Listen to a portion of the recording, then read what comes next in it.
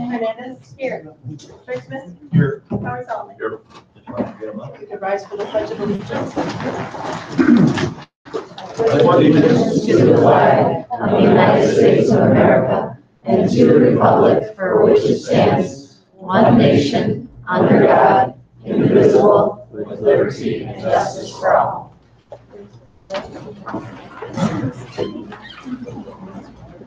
We start tonight with public participation and recognition, the acceptance of gifts and donations.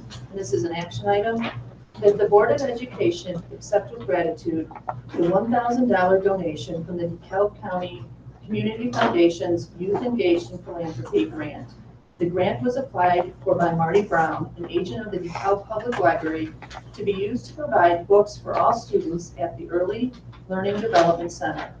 And that the Board of Education accept with gratitude the donation of $4,000 from the DeKalb Community Foundation's Community Needs Grant to be used towards the purchase of the new band uniforms. Do we have a motion?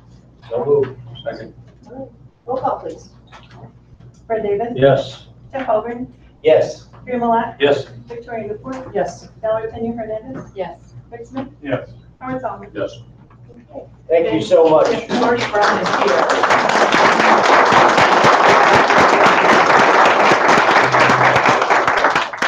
Lisa, do you have any? Well, I just want to say thank you very much to Marty Brown for applying for that grant on our behalf, and then, Thank you. And DeKalb Township grant also is contributing to this as well. So we'll be able to buy books for the students, 2 a year, for the students in the early learning and development.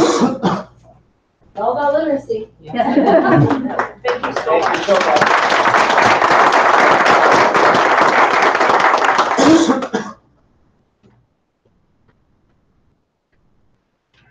Next, we have public comment. Members of the public who wish to speak to the board should complete a request card prior to this meeting. A section of the meeting will be reserved for comments from the public. All comments should be limited to 3 minutes, and criticism of individuals is not in order.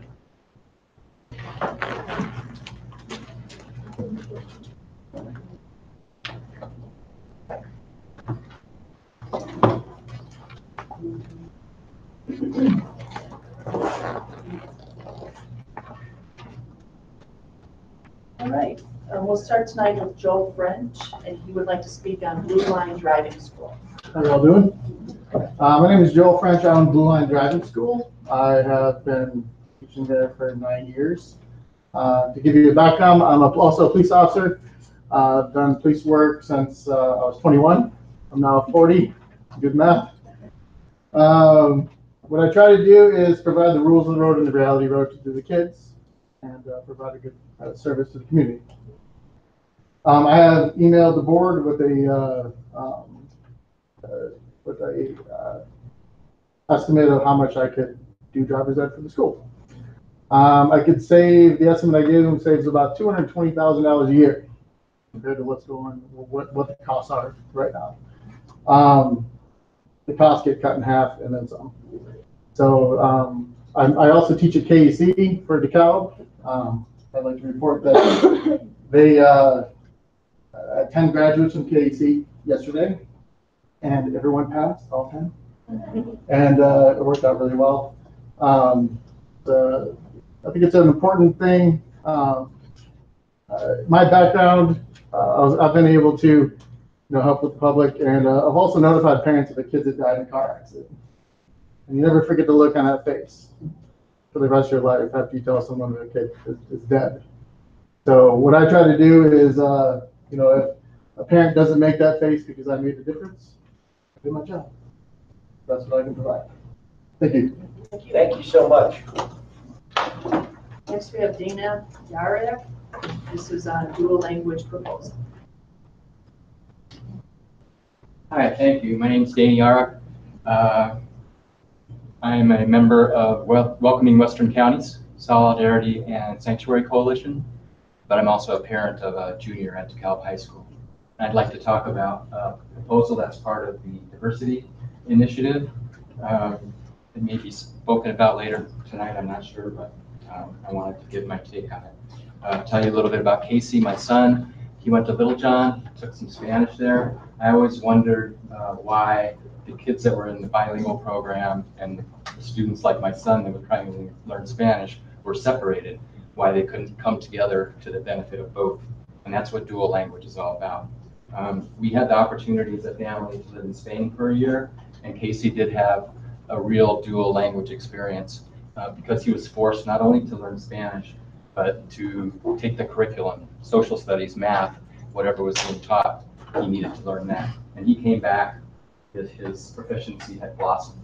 Not everybody has the opportunity to live abroad, but we can bring this home to the district and give that opportunity to our native English speakers to get a leg up in the 21st century.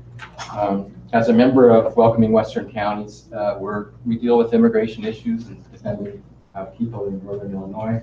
There's another aspect to this that I like to point out, which is that bilingual education, so necessary, but it also has a segregating aspect to it. And dual language also addresses this. I like to read just a short blurb from an education journal about this.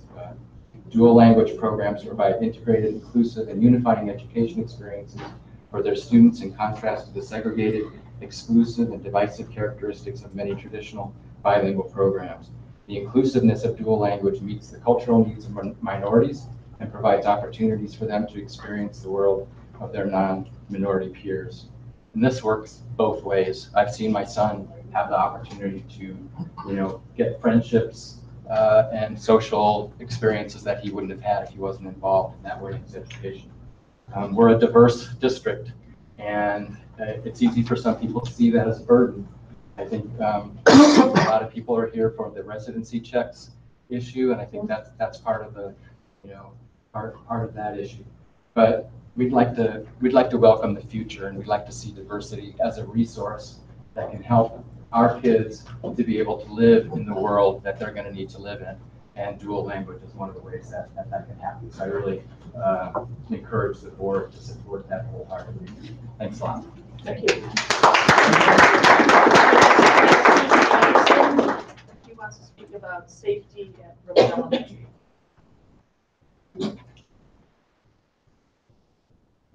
Hi, my name is Susie Anderson.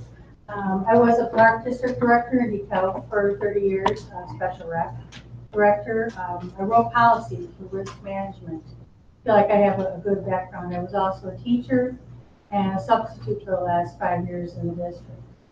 I have very intense,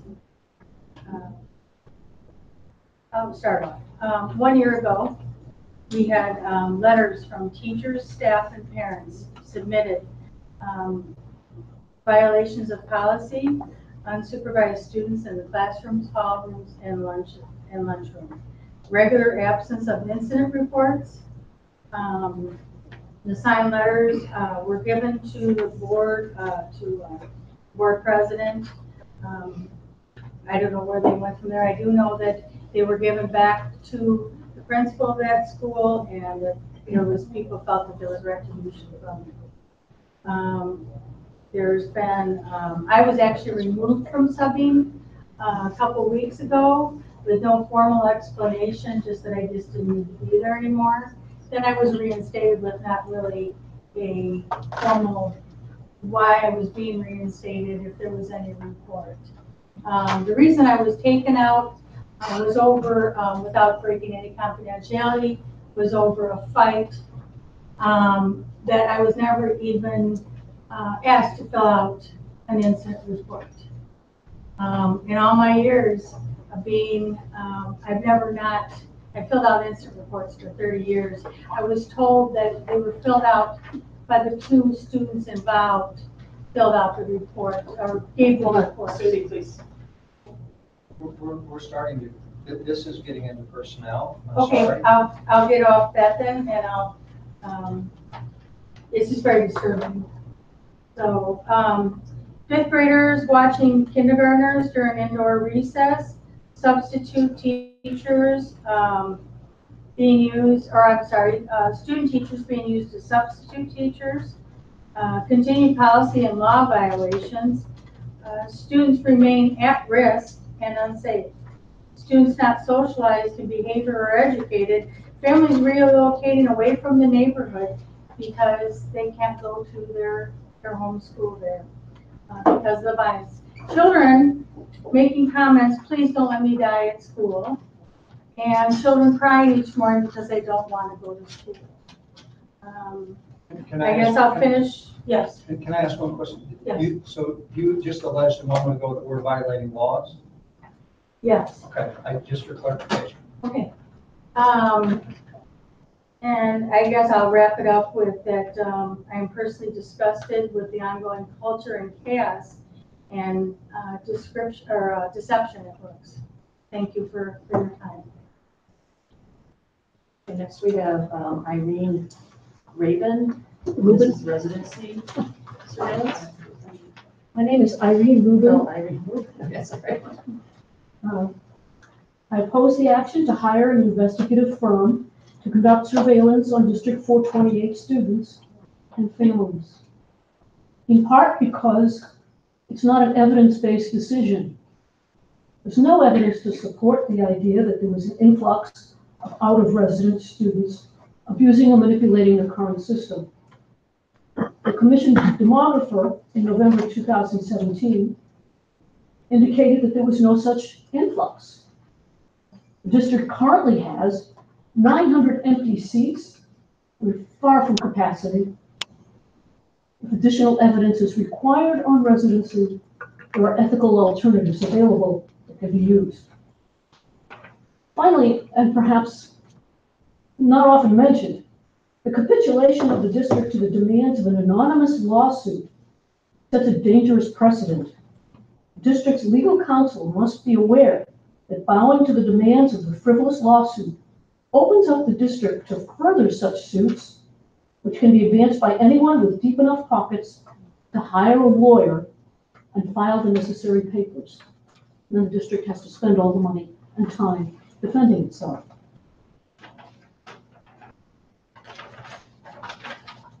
I conclude that any argument that this action is necessary in order to save money for District 428 is either misinformed or deliberately misleading. And I can give many more details to anybody who's interested in that budget or by background. This action undermines the efforts of our police and thus our public safety. These actions are in direct contradiction to the district's efforts towards diversity and inclusion. The current approach is not only unnecessary, it's unethical and reflects poorly on our district, on our school board, and on our community. Thank you.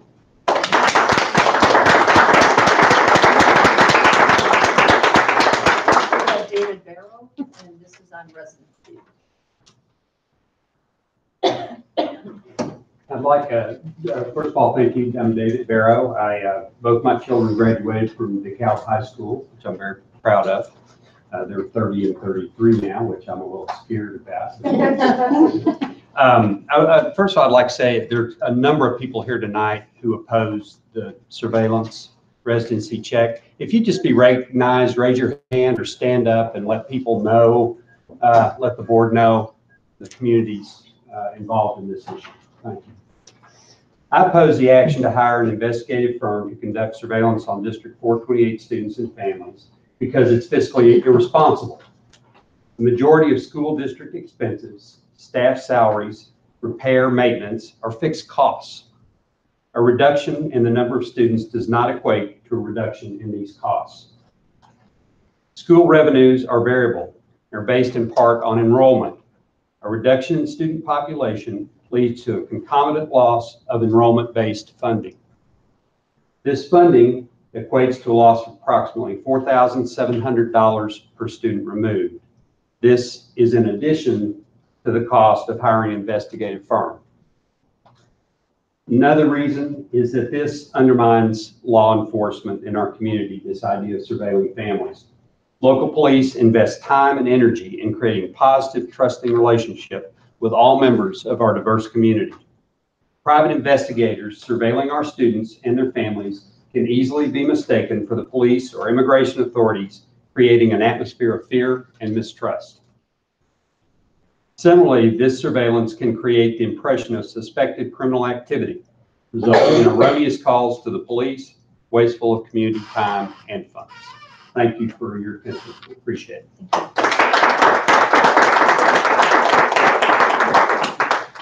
Next, we have Alejandro. Good evening, Board. My name is Alejandro Quatley. I am a member of Welcoming Western Counties and immigration attorney. I oppose the action to hire an investigative firm to conduct surveillance on District 428 students and families because of the following reasons. 3, it harms communications between the District 428 school board and the community. The board's stated goals include improving communication with all stakeholders in the school and community and improving community and parent engagement. And investigation from higher to public vote or community involvement, engagement, transparency, or consent directly contradicts these goals. Thank you for hearing me out. Next, we have board committee reports and correspondence. Yeah, I could say something about safety task force. We met yesterday, and went over the budget, and there was actually some money that was left over, not really left over, because we spent a good deal of time talking about various projects that haven't been done yet that money can be expended on. Probably the single largest one of the probably 5 or 6 items was a secure entrance for the ELDC. So it happens that right now, the entrance does not force the person to come before someone in the office, as all of our other schools have. So that's a $25,000 cost. There were also other things brought forward, radios, something called a chair, an evacuation chair, to bring disabled people out of the building during any sorts of situations other than regular entrance and exit. School was that doesn't have the security entrance, that doesn't bring the. That's at Huntley, and in fact, I'm glad you asked that, Jeff, because one of the problems is not only would someone be able to get access, once they're inside the first door, they have access to the LDC, but they also, if they keep on going, they have access to the middle school, to the whole rest of the old high school in Huntley. So it is our only unsecured area in any building at this point. We did talk about I brought up the point of our portables, we have a couple portables, and the risk factor there. But considering the number of children at this building at Huntley and ELDC part of Huntley, and the usage of that space there versus the occasional use, they're not classrooms, or that is, they're not regular classroom, all-day classrooms. They're what is it, music and art or something like that, where there are classes occasionally. And also the doors there are locked. And so the teachers, anyone inside the portables, are aware that if someone shows up at the door, something's not right. I mean, whereas if someone shows up at the door of a regular school building, well, that's part of the day.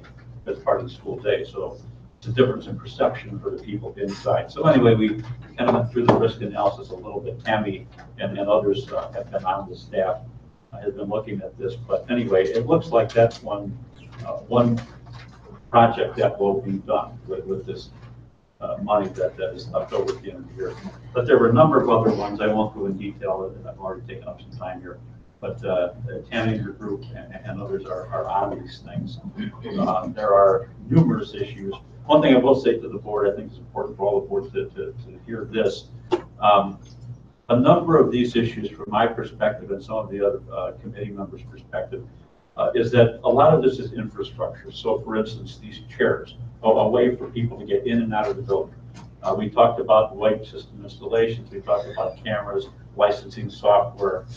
There's an awful lot that this entrance obviously is infrastructure. There's an awful lot of things that the Safety Task Force discusses and has some budget for that, in my view, and perhaps others' views, might be better put into a larger pot of money, a larger category, because it's essential. It's brick and mortar kinds of things. It's not the occasional issue that comes up. For instance, one of the other things on this list were signs for the high school and direction for flow in exit under emergency conditions, right? Those are the kinds of things. Those are smaller costs. They change from time to time, but there are things that don't change much from time to time that are what I consider to be infrastructure. And And I'm wondering if the board would agree, and a conversation with the task force would be in order to consider in the future whether we want to allocate a certain block of funds, for these safety-related but yet infrastructure kinds of items. So that's something that doesn't have to happen right now. What Tammy brought, and the board or the task force considered yesterday, our end of the year items, that with some of them will need to be done, some of them can be forestalled. But there's this bigger issue that's been ongoing, at least for a few conversations within the safety task force over the last year or two. And that's this question of infrastructure. As technology gets more and more expensive and more, widespread in our buildings, our facilities, it seems to me that we might want to consider a different way of looking at the funding. It's all going to be the same dollars ultimately, but I wonder, whether or not we ought to consider a slightly different arrangement on it. And as issues of safety come more and more to the front. Yes. And there are other things. It was an extensive meeting. We stayed a little longer than we normally would. There were a lot of things that were discussed regarding safety, some of which pertain to infrastructure, some that wouldn't change true brick and mortar, and some that might change from time to time. So that's really good. Thanks, Carrie. Anybody else? I do. So I first of all, I want to apologize because I didn't attend the last BPAC event, but I do know, I think Victoria, you attended, right? And Howard. And it's been something that, Lisette, Amy, Billy, and other educators that are, I think some of them are present today also, have actively become a part of and really, built some really good momentum. There's a lot of hard work that is put behind that. And that's something that, we don't typically recognize, that there's a lot of work involved in that. And that's really to engage and empower our bilingual population, whether that may be Hispanic or other other diverse groups. One of the wonderful things about BPAC is that, it seeks to empower and help them engage in the educational system. So, I wasn't able to attend the last event, but I, did see the videos on Facebook, and it did seem like a very engaging, very amazing last event put together. So I just want to thank the individuals that do put that together. It is just so nice to see something well put and actively engaging everyone that becomes a part of it. I know Victoria has attended a few, but I do invite the rest of the board to become engaged in that part. It's really rewarding to see, it's just like when you attend a multicultural night. It's a rewarding experience. It's different, but it allows you to see things that you don't typically get to see. And then lastly, I did want to share that I attended a board meeting for Plano School District, obviously where I actually work, and it was really nice. I don't know if the board would ever consider this, but I did really like their model and their approach. So what they do is they hold the meetings, obviously, at the different schools. I understand we have many schools that we possibly couldn't squeeze every board meeting. Maybe we could. So one of the things that I really liked is that the school, the principal and the assistant principal and the students kind of put a little presentation of what's going on in their school. And it allows the students and faculty to kind of feel real empowered about what's going on. As board members, we're not able to attend a lot of things sometimes. So to allow the individuals to, as a board, to see that is real rewarding. I think it kind of removes it from the aspect of just central office and allows us to engage with faculty at all schools. So that's something that I really like. It's something actually we did about 3 years ago. We did go to different schools. And in the past, we've done it too. Yeah, it's been something. You had every school, you attended every single school, and they did some kind of. I think some did. They did do a presentation, and some didn't. It just depended on the school. And how did you think? It really just, the atmosphere and the climate was different. And as a board, you get to engage with different population, different groups. I really liked it. The one downside was the attendance from the public was very low when we were at different schools. Yeah, another thing I recall is the facility itself varied from school to school. So here we have a fairly quiet room and a fairly good seating arrangement. Sometimes we've been in gymnasiums. Acoustics were terrible. It's hard to hear people sometimes. We go to the high school and meet in the forum room. That's pretty good. That's a lot like this. So there was quite a bit of variability. But it was nice. I mean, to be able to be out there in the schools, that year we did. We do it where I work too. I love the feeling, and, you know, I saw faculty approach the board, and there was just a different climate and atmosphere that I feel like, you know, one of the goals, as the gentleman just mentioned, is to restore, you know, and just the communication piece. And so as a board, just having it in those buildings, like you just said, it also allows us to view the conditions of the building. You know, we wouldn't have so many questions if maybe we were engaged every year in those buildings, the way they do it. And I really just liked it. It's just a recommendation. Well, why don't we talk about it next board meeting during board correspondence, and everybody has a chance to think about it, but it was very good when we did it before. On the road. Thanks for that. Anybody else? Okay, next we have presentations, curriculum technology initiative update, and this is an information item.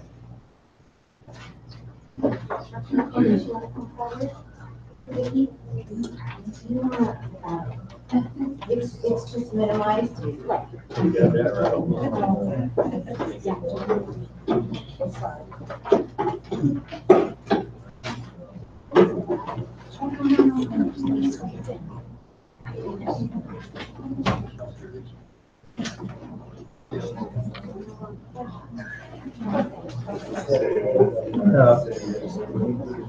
Right, yeah. Then just scroll down. I don't know. Okay, so just hold on. Right here, I want to introduce the instructional coaches to you that are with us tonight. Brad Best is at the high school. Amy Barnes is at the high school. Carrie Colvin is at the high school. Jill Springer is at Cortland and Brooks. Denise is at Founders and still supporting us here at the Education Center. Amy Livengood is at both middle schools. Sean LaPlante is at Tyler and Malta, and Sean is actually going to be leaving us and going back into the classroom. And then Emily Weller is at Brooks and Little John. And so we just wanted to give you an update on the Curriculum Tech Initiative and show you 3 short video clips of what teaching and learning is looking like in the classroom in the DeKalb School District as we really focus on those 21st century learning skills. So teaching our students to collaborate, you will see that in the video clips.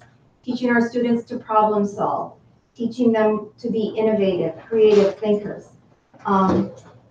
Just having the ability to, rather than the teacher delivering the information, having the ability for students to work through, discover, and find results.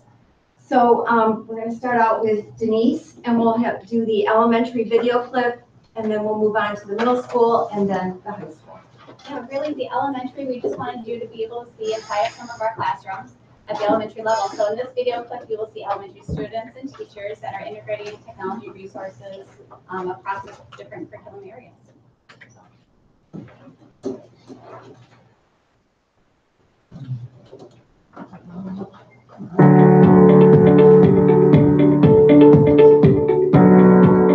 Welcome to District 428's elementary schools. Let's step inside to see the exciting and innovative work of our students and teachers. It starts as early as kindergarten. Once kinders have learned their letters, they are ready to log into their accounts. Here they're learning to do so. Moving up through the grades, students build upon those skills. Here we see first grade students using their Chromebooks to do research. Let's hear what they are learning about. And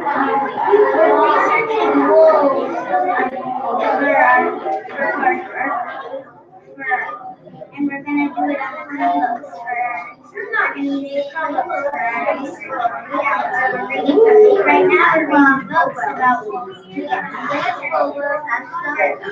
the world. Building upon skills is a common theme in the district. Here we see second grade students using 3D pens to design.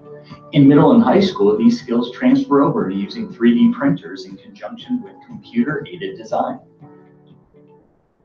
Here we see students using paper to program miniature robots. As 4th and 5th graders, these students will begin to program using the Chromebooks. This background knowledge will be crucial as they get to high school, where they can show off their skills in future coding classes and the robotics team. Another common theme found in our elementary schools is students teaching students using their devices. They might create presentations to share with a class, help teach applications to a younger student, or upload an informative video to show the world what they have learned. For example, this is a 3rd grade student. Her teacher and parents discussed an enrichment project that would challenge and motivate her. Let's see what she created. Hi, I'm Carmen. Welcome to my lab. Let's go. Welcome to Meet the Elements. In this series, we will be learning all about the periodic table of elements. Can you tell me what you're doing today? I am turning my project about elements into a video. As with that project, one can see how the devices are affording teachers the opportunity to differentiate instruction. Let's hear from a 4th grade teacher, Kristen Jenneman, how she utilizes the devices in her classroom. So what I have on the screen here is con mappers that my students use for 30 minutes a day in the classroom. And what's great about it is the amount of differentiation that I can do that I could never have before. For instance, one of my students has scores up here in a 4th grade classroom. This is 9th and 10th grade math. And these are things that I would never be able to teach her with the materials that I have, but she's able to explore things like expressions and equations, things with variables that she won't even really have classroom exposure to for several more years. And I have students on the other side of this that are filling holes that they had in 1st, 2nd, and 3rd grade math work. And this allows them to explore on their own and complete these things while I'm then able to teach my 4th grade curriculum as a whole. The Chromebooks also help keep lessons engaging. A green screen is just one example of how. Here's a 5th grade project on energy sources. It is just like a typical report on a subject. However, having students record themselves in front of a green screen and editing it in WeVideo, the report takes on a whole new life. Let's listen to it for a bit. What are some benefits of using this type of energy? You can burn oil. A small amount of oil can produce a lot of energy, like solar and wind energy. Finally, we are taking a look at a group of 5th graders at Little John who are working on a project that exemplifies how our students are solving real-life problems. The students looked at their behavior data and determined that office referrals spiked during lunch and recess time. They set out to fix the problem. They analyzed the data, determined what the possible problem was, raised money, and presented to the PTA to help purchase games for indoor recess. This is problem-based learning at its finest.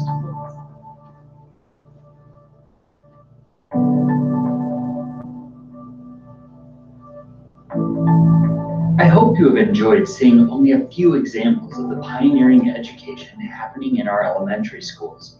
It will be exciting to watch as our students continue to prepare for middle school, high school, and beyond.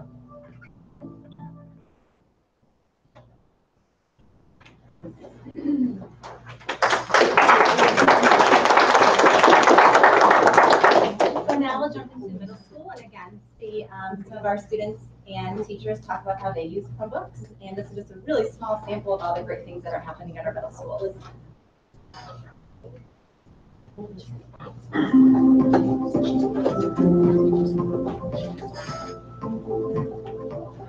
In 8th grade science, we use inquiry-based projects to investigate different scientific concepts. In these pictures, you'll see students investigating physics through creating and testing roller coasters. Students use their Chromebooks in science on a daily basis. For projects, they may use a Chromebook for data collection, background research, recording videos of their experiments, and other daily activities.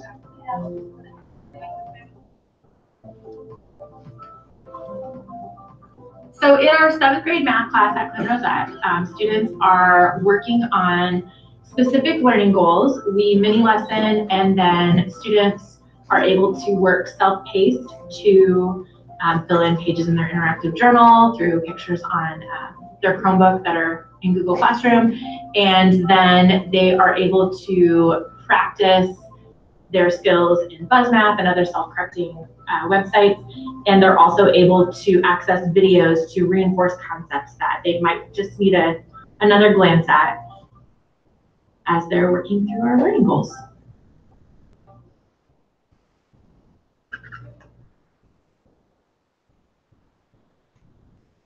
video we were able to make with our Chromebook. We made a silent movie about the trench phone, which is an invention created in World War I. And we were able to block out the sound and have it muted, and then there was music in the background and so on right now.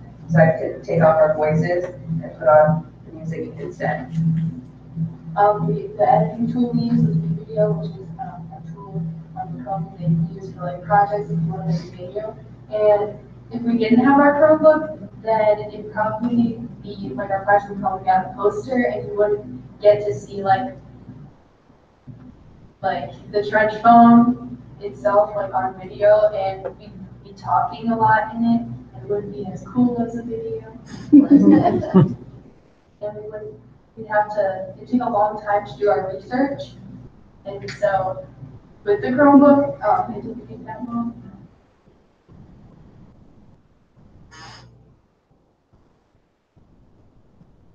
So today is science. It's actually for me to we are learning about like force. So we have to take these and we have to connect them together and we have to pull back and see how far they will go if they'll pull forward or they'll pull back. And we use our computers to collect our data on what we had our homeworks.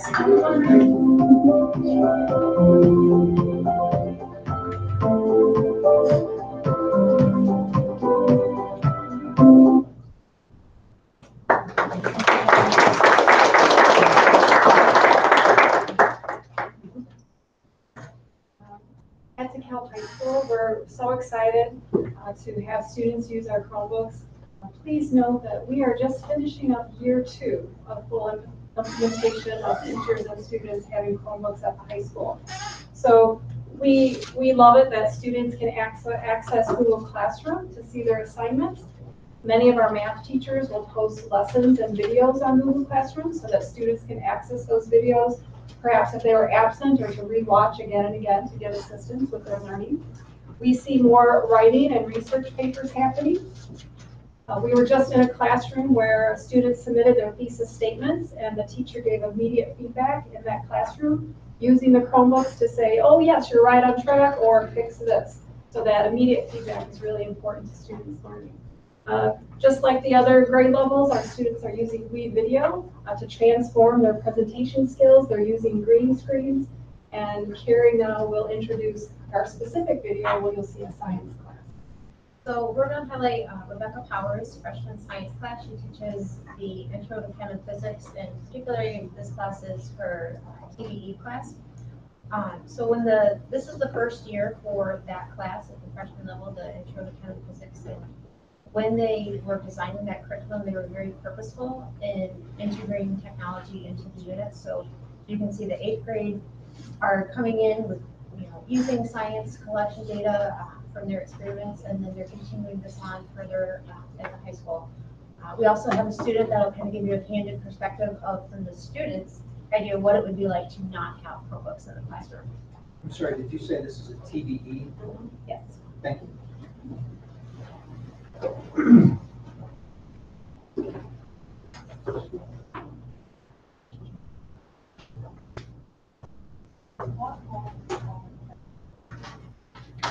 In our classes, we use the Chromebook almost daily. We do use it for some of the basic functions like pushing out materials to the students and things like that. But one of the biggest benefits of the Chromebook is using different types of electronic labs that we're able to use different sensors and things like Pasco, where we've actually redesigned our entire curriculum to meet the needs of the NGSS standards by doing more electronic versus more paper types of labs. They're also able to get data on things that would not be possible to do. For instance, if we were running a gel electrophoresis, that takes a lot of time. They could actually get a lab that will give them that information and they can look at that. We use different labs to help us to look at all of those standards and to meet them in our classroom. How does the Chromebook help support your ELL classes? We use the Chromebook every day in our ELL classes because we have students that speak different languages. So I actually have some students that will use the translating tool on it to translate to the languages that they need. They also are able to use differentiated lesson plans. So I could have students all working on the same lessons, except for they're differentiated to their need based off of the programs that we're using. And they're able to work at the level that fits their need and their language level as well. Hi, my name is Eric. I'm a freshman studying in DeKalb High School and gonna answer some questions. Okay, great. How does technology in your Chromebook help you with learning? I feel that the Chromebook are really important for us because we are not necessarily looking for information in books or that stuff that is like boring. And for example, when I was in Mexico, I just learned things from books or that stuff, and with the Chromebooks we can make dynamics or learn with different websites, and I think it's really good. What would the class be like if you didn't have the Chromebooks and everything was just that? More boring. Like we're just sitting, like reading, and that's kind of boring. Yeah.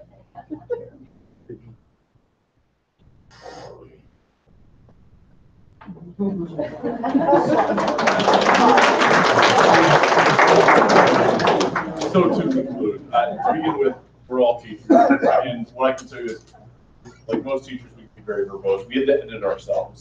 So what you saw there wasn't anything done special just for this project. In fact, we had to eliminate all kinds of options that we could have brought into this. So it is truly a very small sampling. But what you see is that the device is the one-to-one tech initiative has really transformed engagement and learning. It drives collaboration and achievement and really lets us turn out 21st century learners that are going to make DeKalb proud. So if you have any questions, please feel free to ask us.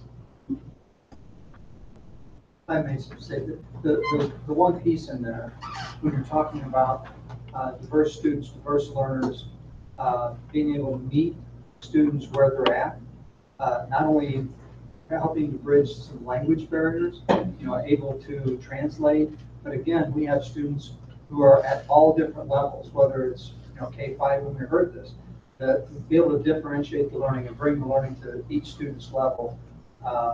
That piece alone is so tremendously exciting.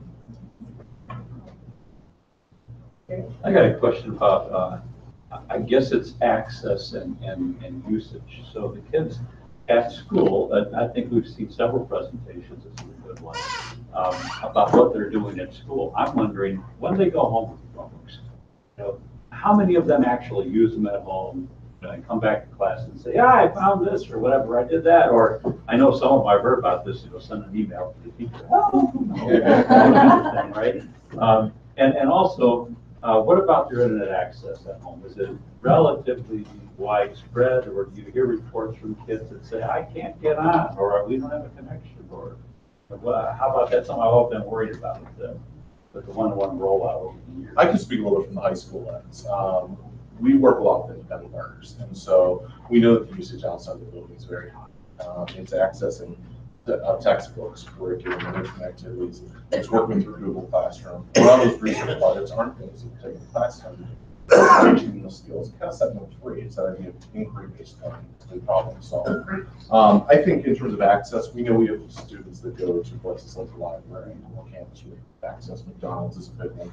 Starbucks. So we know access can be difficult, but our kids have been able to find ways. Okay.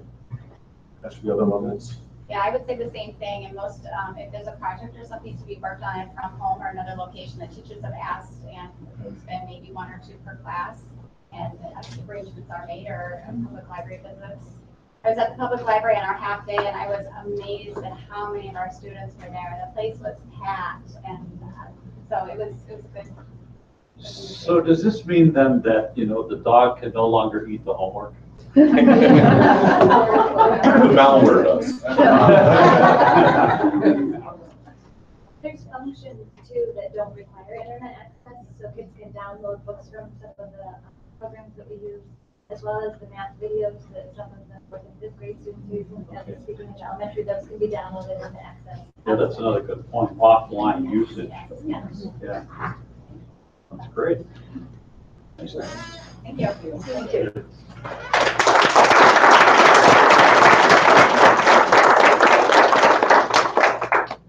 Next, we have the diversity plan, and this is an informational item.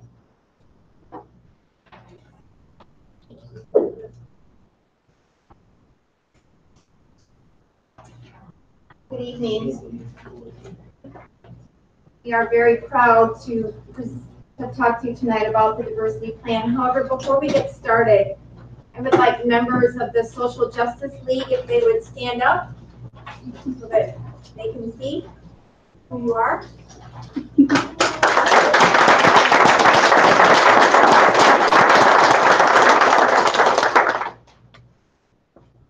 So thank you for this time to present on the diversity plan. We have been working diligently to get this to you and taking the recommendations that Drs. Cohen's and Adams gave to us, and also the recommendations that you had as a board that you would like to see in this plan. It has truly been a group effort, and so one of the things that came up that actually Carrie brought up in one of our writing sessions that was really thoughtful and helpful was the timeline. How did we get here? I think it was Rick that brought that up a couple board meetings ago. How will this work? How did we get here? Why are we doing this again? And so we took that information and we took what Carrie brought to the table, and we thought, let's inform the public, let's inform our board, because many of you may not have been active in the district at that time or had kids, or whatever the case may be, of how we got to this point. So we have a timeline in our diversity plan, one of the first sections, just to kind of give an idea of the steps that have been taken prior to now. So we had the Stearns group do a needs assessment similar to the one that we had done through NIU, and there were recommendations done, and out of that was birthed the Atlas, which was similar to our multicultural committee. It consisted of teachers, administrators, and out of that, there were different things that committees formed and different things we tried to do, but we never really got the momentum. And so that kind of tapered off and turned into multicultural committee, which really consisted at that time of lots of people from NIU and some people from our district, but it was really that partnership of more higher ups than grassroots. And so we decided to change that and get more of the community involved, more of the staff involved, and have subgroups to that. And that kind of tapered off again to our social justice committee. And so we were able to attend a 6-week training through NIU. There were 13 of us who went through that, from district administration, superintendent at that time, all the way down to parents and paraprofessionals and teachers and building administrators. And from that, we went to the social justice camp, which brought on more people. And I think this year we're sending 30 to the camp. And so we are now at the point where we've had another needs assessment. We've looked at those recommendations, and thankfully we've moved forward some more steps by being able to write this plan and present it to you this evening. So that is where we currently are right now. We are still in the process of providing that professional development every month to our staffs, our leadership, and also getting ready to spread social justice even further throughout our district by inviting other people who have not been able to go to the camp, who showed interest, to the camp this summer in June. So I want to speak a little bit about the financial obligations within the diversity plan. And we were very respectful of the board's obligation to be financially responsible, and really have taken a look at the funds that we are allocated through Title I, through Title II, which is strictly professional development, and Title III, which is used to support our current bilingual programming. And so took a look at those funds, and while we know that we will not be receiving more funds in the future, we have really kind of shifted how we are spending that money. And so between conversations between Vicki, Kim, and myself, again, we're not going to get more money, but it's really shifted and prioritized how that money should be spent. And so in terms of providing professional development and ongoing training, those 3 title grants can support that as we move forward. And the one unknown is in terms of that recruiting and retaining that diverse staff. I know that Sarah's team is still working on that, and that will continue to be a work in progress.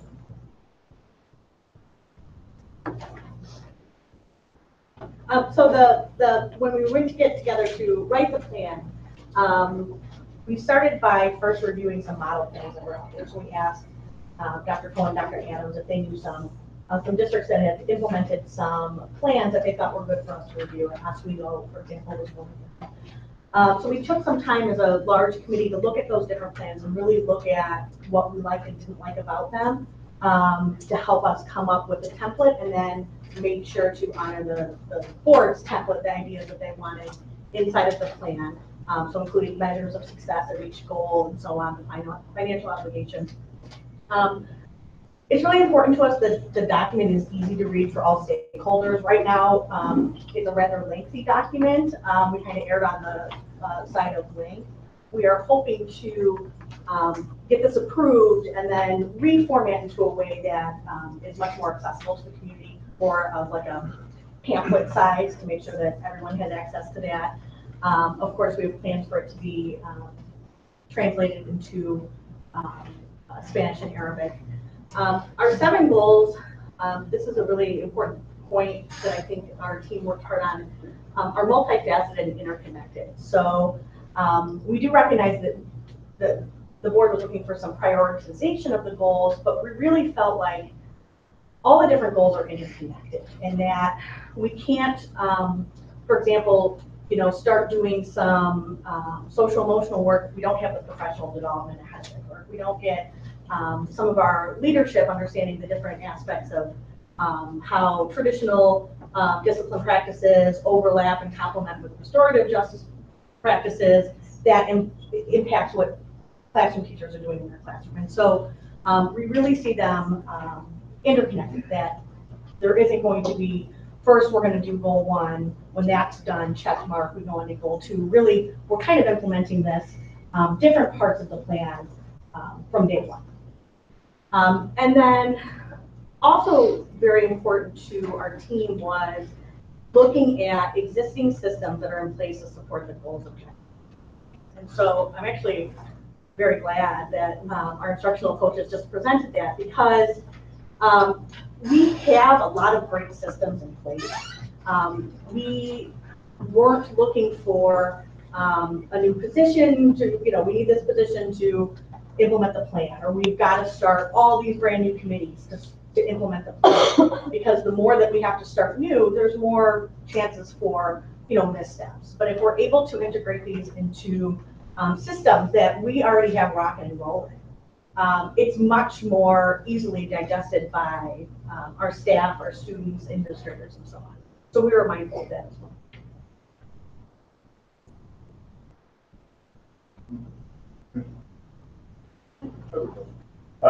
Before I say my question, I'll say, I appreciate all the effort, and I don't even know all the effort, but I appreciate all the effort that went into putting a plan together for us to take a look at. I think it's outstanding. I know, months ago we weren't, I don't know if this is fair, but I'll say we weren't, close, at least in my mind, to having a plan together. So this is really something, so I can appreciate that. Now my question is, Why is under the financial obligations page, you say unknown at this time? Why is it unknown?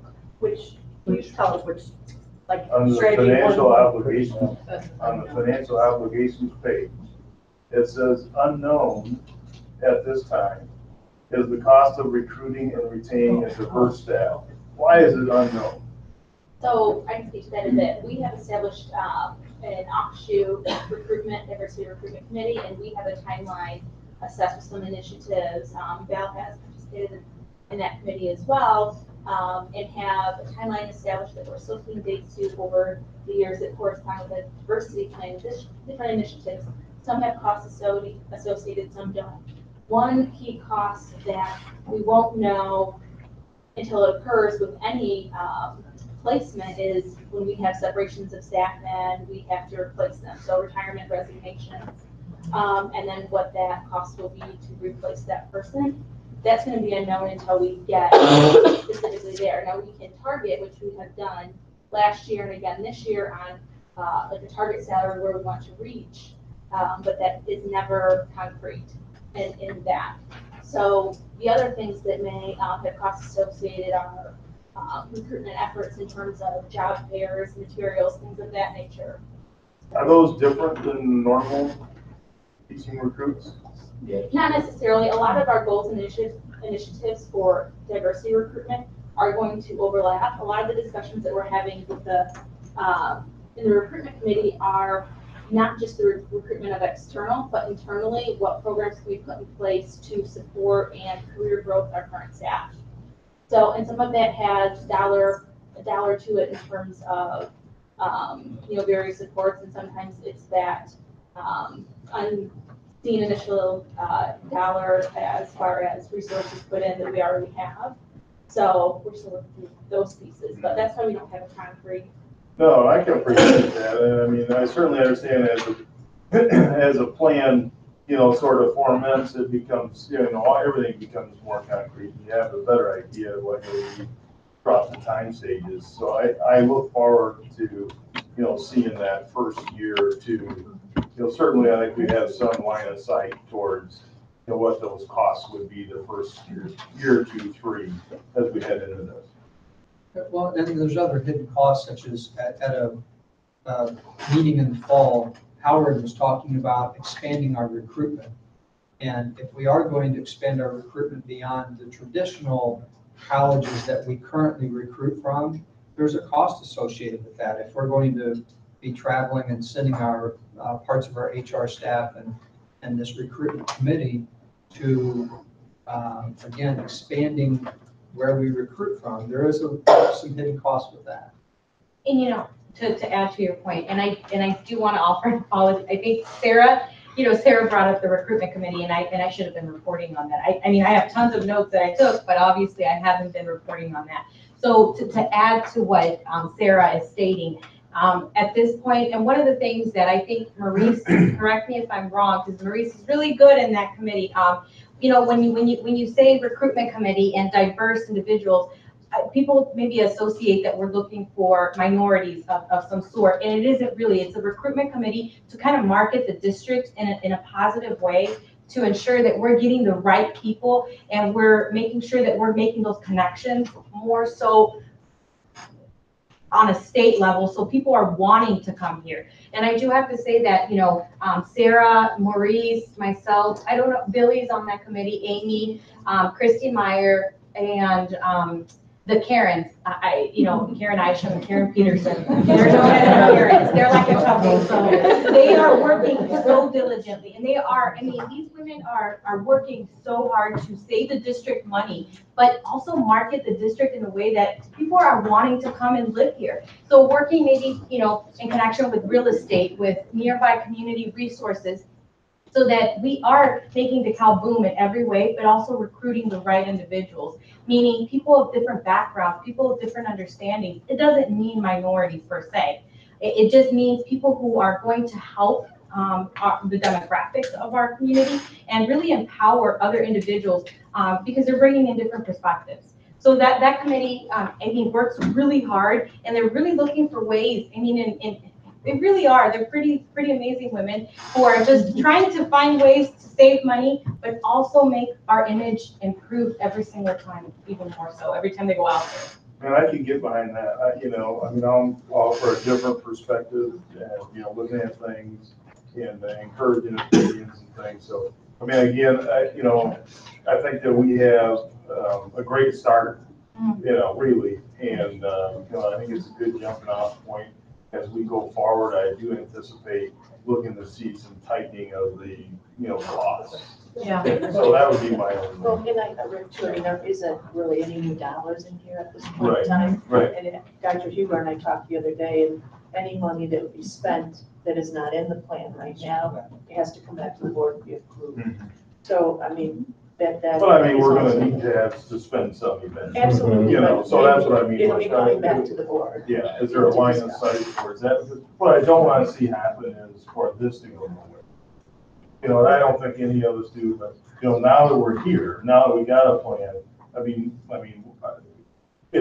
have to do it. Let's do it. And so if it's, I don't, how things can drag on, we wanna make sure that, I just say, we wanna make sure that it's well thought out, but that, it's easier for, I think, for me as a board member to, to get behind something that I'm aware of the plan.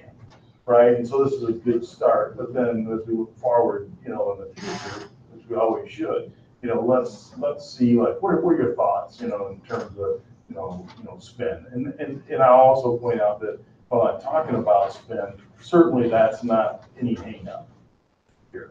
You just want specifics. I just like to see, when you're planning, what you're gonna do next year or the year after, there's always an anticipated sort of cost and benefit. Things like that. But sometimes it's not new money, it's reallocation. Right. Like the title funds that Dr. Huber was just talking about. It's a reallocation, prioritizing how we're spending money, as opposed to always coming back and saying, well, this is gonna cost more money. Not necessarily if we reprioritize what it is we're spending on. And that's great if we reprioritize, because that means that something else is. I got a really obvious question to ask. So, I think it's obvious now that it's kind of funny when you're in the committee, your mind is in one direction, and then when you're sitting here and hearing the presentation and stuff, other things come to my mind at least. But here's the question. Lisa, you mentioned that the committee, and I'm a late attender to this committee, so I don't know all of what went on. Obviously, there's a lot of work. But you mentioned Oswego as one of the models, right? And there were other models studied, it sounds like to me. So did you get from any of these models a financial sheet that showed how they rolled it out, how they implemented it, what the costs were versus earlier costs before they had any sort of plan or rollout? Yeah, I'll be honest, Carrie, we were looking at it in terms of how they were structuring the plan, how they were reporting out goals, strategies, objectives, it was more of a communication aspect. That's what we were looking at. Any school district that has a plan that's been implemented also knows the financials. It's history, right? So that would be a great place to look as a starting point. So I can say that I did look at that. Okay. So some districts brought forth a request for an increase to a budget as a result of rolling it out. Many of the districts did what we are looking to do in terms of prioritizing and reallocating within the title grants that you receive and within the budget that already exists. Because as Lisa spoke to, we feel as if we have those existing systems in place and can utilize those with the funding support, again, that's already in place for us in District 428. Yeah, I can see the reallocation and so on. I can also see new additional monies down the road. But what I'm saying is, it's already been done. We're not reinventing the wheel per se. So that means then that someone who's instituted, for instance, or implemented a dual language program, they must have some basics on FTE. Well, we hired another Spanish-speaking teacher, dual language teacher, English and Spanish. Or, But I think we have to be careful with that, only because we have to think about our school community and what our students have. And so I'm a little leery to base what DeKalb does solely on another district, when it comes to the financial piece, because their financial piece may be totally different. How we structured the plan and how we were very conscious about knowing that the board wanted to be fiscally responsible and respecting that, we made sure to take those recommendations and make sure they fit into the systems and the money we already have, like period. Maybe some things will come up in the future as far as FTE, which will probably come up anyway in general, because our district is growing. But as far as trying to get this plan off and started, we were very, very, very conscious of making sure we did not have to ask the board for any extra money. I think it's fantastic. I mean, I think it's a great job. And like I said, I just think it's, you know, as you foment this plan for the future, there's certainly going to be some anticipated costs, I would think, especially along the lines of, like you mentioned, you know, and so I don't anticipate those to be huge difference makers, but it'd be nice to know. Yeah, absolutely. Well, I have a couple of points. Number one is our Title I, Title II, and Title III, our title programs are going towards something right now. Something that, I mean, when we say we'll just move money around from our title programs in order to fund this plan, we're taking it from something that is already there, that we have given thought to how we are funding that particular thing, and we're moving it. We're not getting any more title money, so we're taking money away from things in order to put them in new things, right? And it seems very self-explanatory.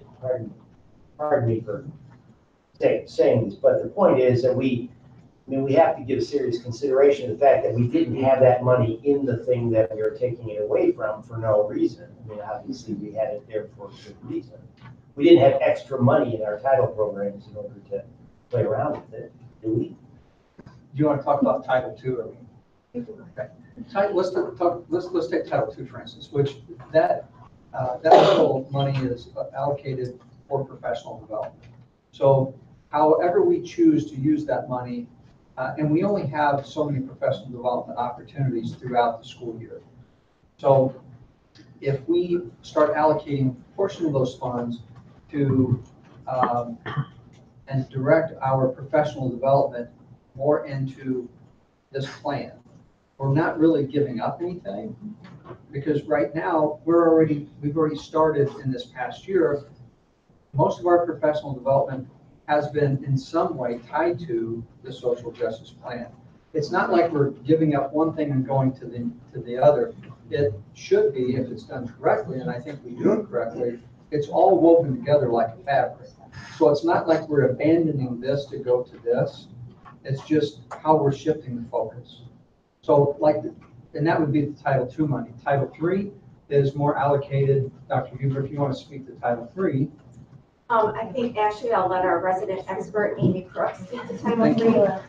So Title III is a consolidated grant between federal and state dollars. So there's TBE, TPI, that's Transitional Bilingual Education, Transitional Program of Instruction dollars. That works out, it's all based on the number of students you're serving and the hours of service you provide to those students. So the TBE, TPI funding is around $360,000 this year. That goes towards salaries.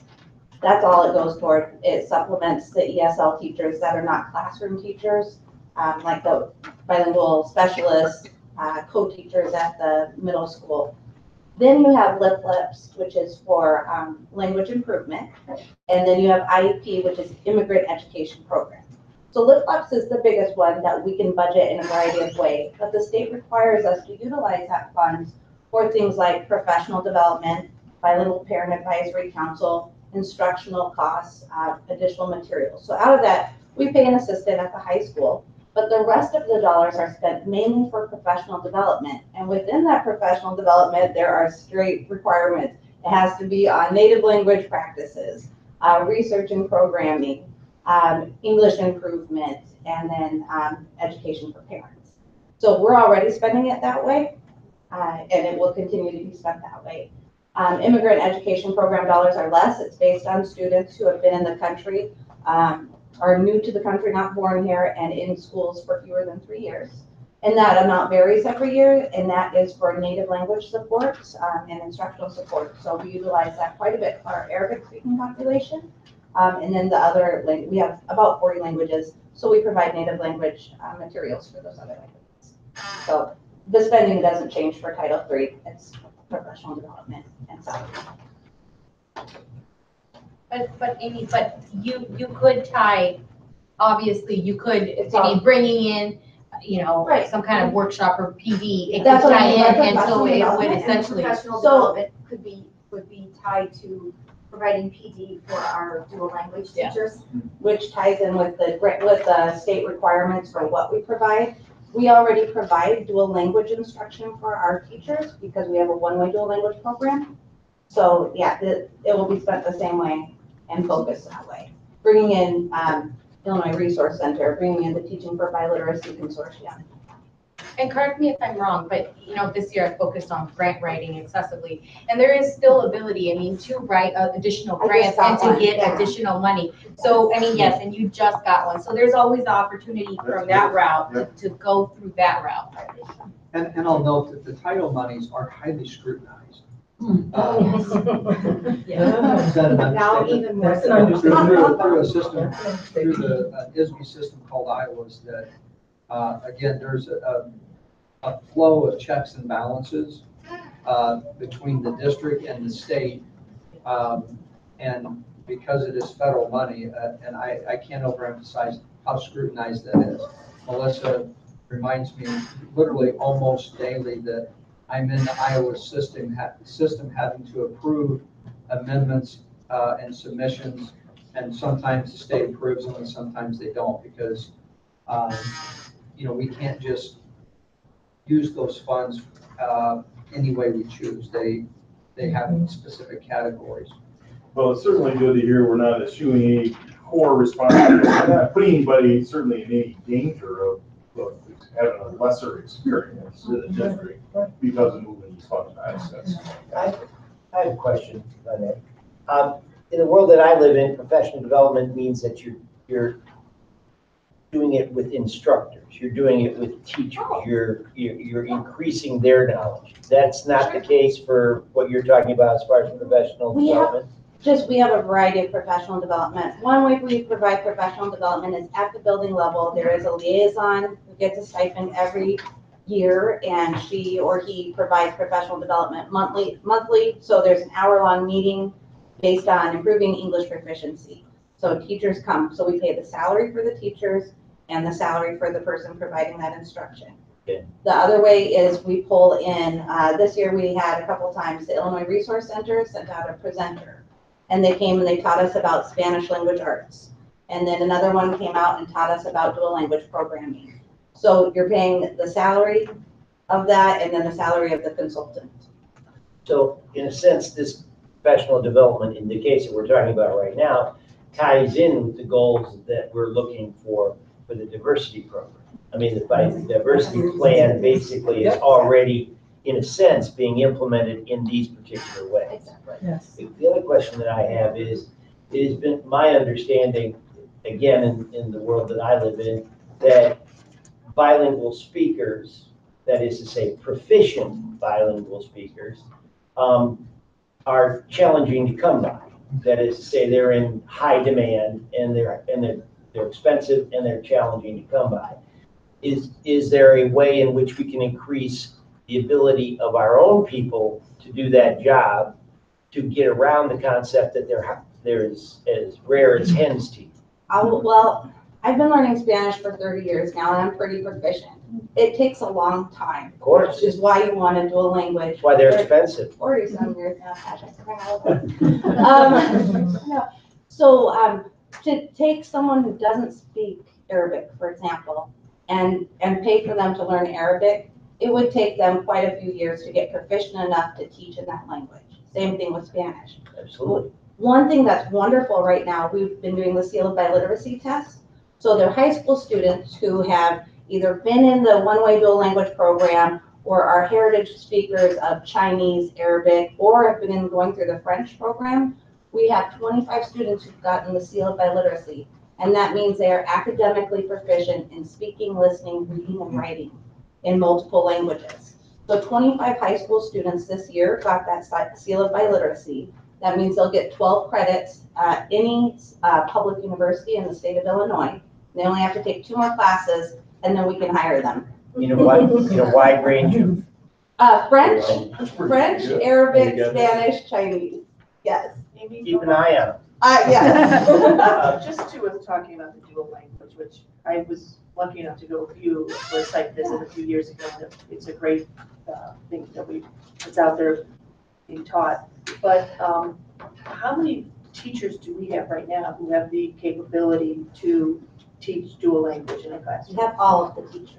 So how many is? So we have a one-way dual language program in 3 buildings. So K through 6, there is a bilingual certified teacher. When you move to a 2-way program, it's just a matter of shuffling the students. So you need a bilingual certified teacher and an ESL, English as a Second Language certified teacher. Now, we have had programs in this district, at least 15 years or more with NIU, where a lot of teachers got their ESL endorsements. They may not necessarily be working in a position where they're being utilized. So perhaps we're at Brooks Elementary, we could pull them back in to Cortland Elementary. But say at Little John, we need someone with an endorsement at kindergarten and 5th grade. So we would pull that teacher from Brooks, we pull that teacher from Malta. Perhaps we would reallocate people through discussions.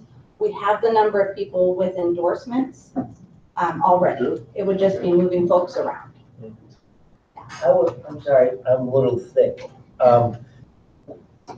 When you say K through 6. Oh, sorry, K through 5. K through 5. K through 5. When you say K through 5, you said we are covered in K through 5. Mm-hmm. To the tune of 1 person in each one of those grades? Mm-hmm. 2. So 1 bilingual, 1 ESL. Okay. So what it would take is, say my classroom right now has all Spanish-speaking English learners. Your classroom has all English-speaking people who want to learn Spanish. I'm taking half your class, I'm giving you half of mine. So same number of teachers, same number of kids. It's just you're gonna teach in English half a day, I'm teaching in Spanish, then we're gonna switch kids. I'm gonna teach in Spanish, you're gonna teach in English. Pardon me again for my not following it as closely perhaps, but are there 2 teachers in each of those classrooms? No. 1 teacher per classroom. Teacher 1, Spanish-speaking teachers, teaches a group of students. And then the other teacher teaches. Right. Okay. So the plan is basically, as far as I'm hearing this correctly, so the diversity plan is really refining or developing what we already have.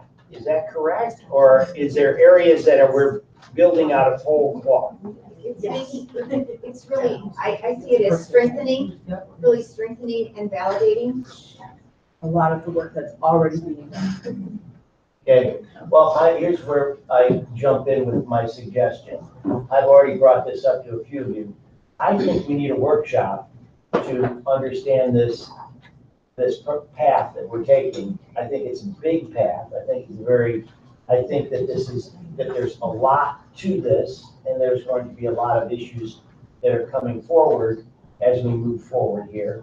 I would suggest that we get together as a board for a workshop, discuss this and refine and answer any questions that anybody has for this particular path. Could 1 or 2 board members attend, or maybe 2 board members attend the camp that they're gonna attend for diaper, just in the summer? I'm just saying to get a more. It has to happen kind of quicker than that, in the sense that. They're going in the summer, this summer. Amy says that we have to have this by the 30th or something. I would like the plan approved by the end of June. Well, I mean, the plan, so what you're saying is you would want that to approve the plan? Is that what you're trying to say? For me, it would be. I mean, I would feel more comfortable if that was the case for me, but I'm only 1 board member. Yeah. Okay, so I have another question, if I may. With respect to the bilingual program that we now have, well, it's not truly 2 bilingual, right? It's 1 bilingual. Okay, so our program and or other true dual programs, is there performance data yet? You know, that shows comprehension and all the typical stats. When you're in the actual diversity plan, there's a link to the two-way dual language presentation. And the last slide has a link to folders. So I have Woodstock's data in there that shows that monolingual English students learning Spanish significantly outperform the monolingual students not in dual language on the math data. Then we have the way the English learners in a two-way program significantly outperform English learners who are not in the program. And they have a cohort from 2nd to 7th grade and from 3rd to 8th grade data in there that you can look at in math. Nationally, I also have the studies in there from Thomas and Collier. They did research on 6.2 million students across the entire United States and saw how they performed in early exit, where they have programming through 2nd grade, late exit through 5th grade, true dual language, where they've had a full kindergarten through 5th grade experience, whatever word I'm looking for. And what they found with those 6.2 million students is that the academic achievement gap is fully closed at the end of 5th grade for English learners in a two-way program, and the monolingual who become bilingual English speakers outperform by at least 2 grade levels. So there's a big performance boost. What do they attribute it to? Has anyone understood? When you're teaching in language, you're using a lot of physical movement. It's not just textbook. You're using a lot of pictures. Strong emphasis on producing oral language, collaborating. Bilingual student right now in a one-way program, they're only around English learners. So they don't have a strong monolingual English peer to be that good language role model. So there's that interaction going on. So that's what they attribute it to, a lot of the strategies and skills that we use in teaching language learners.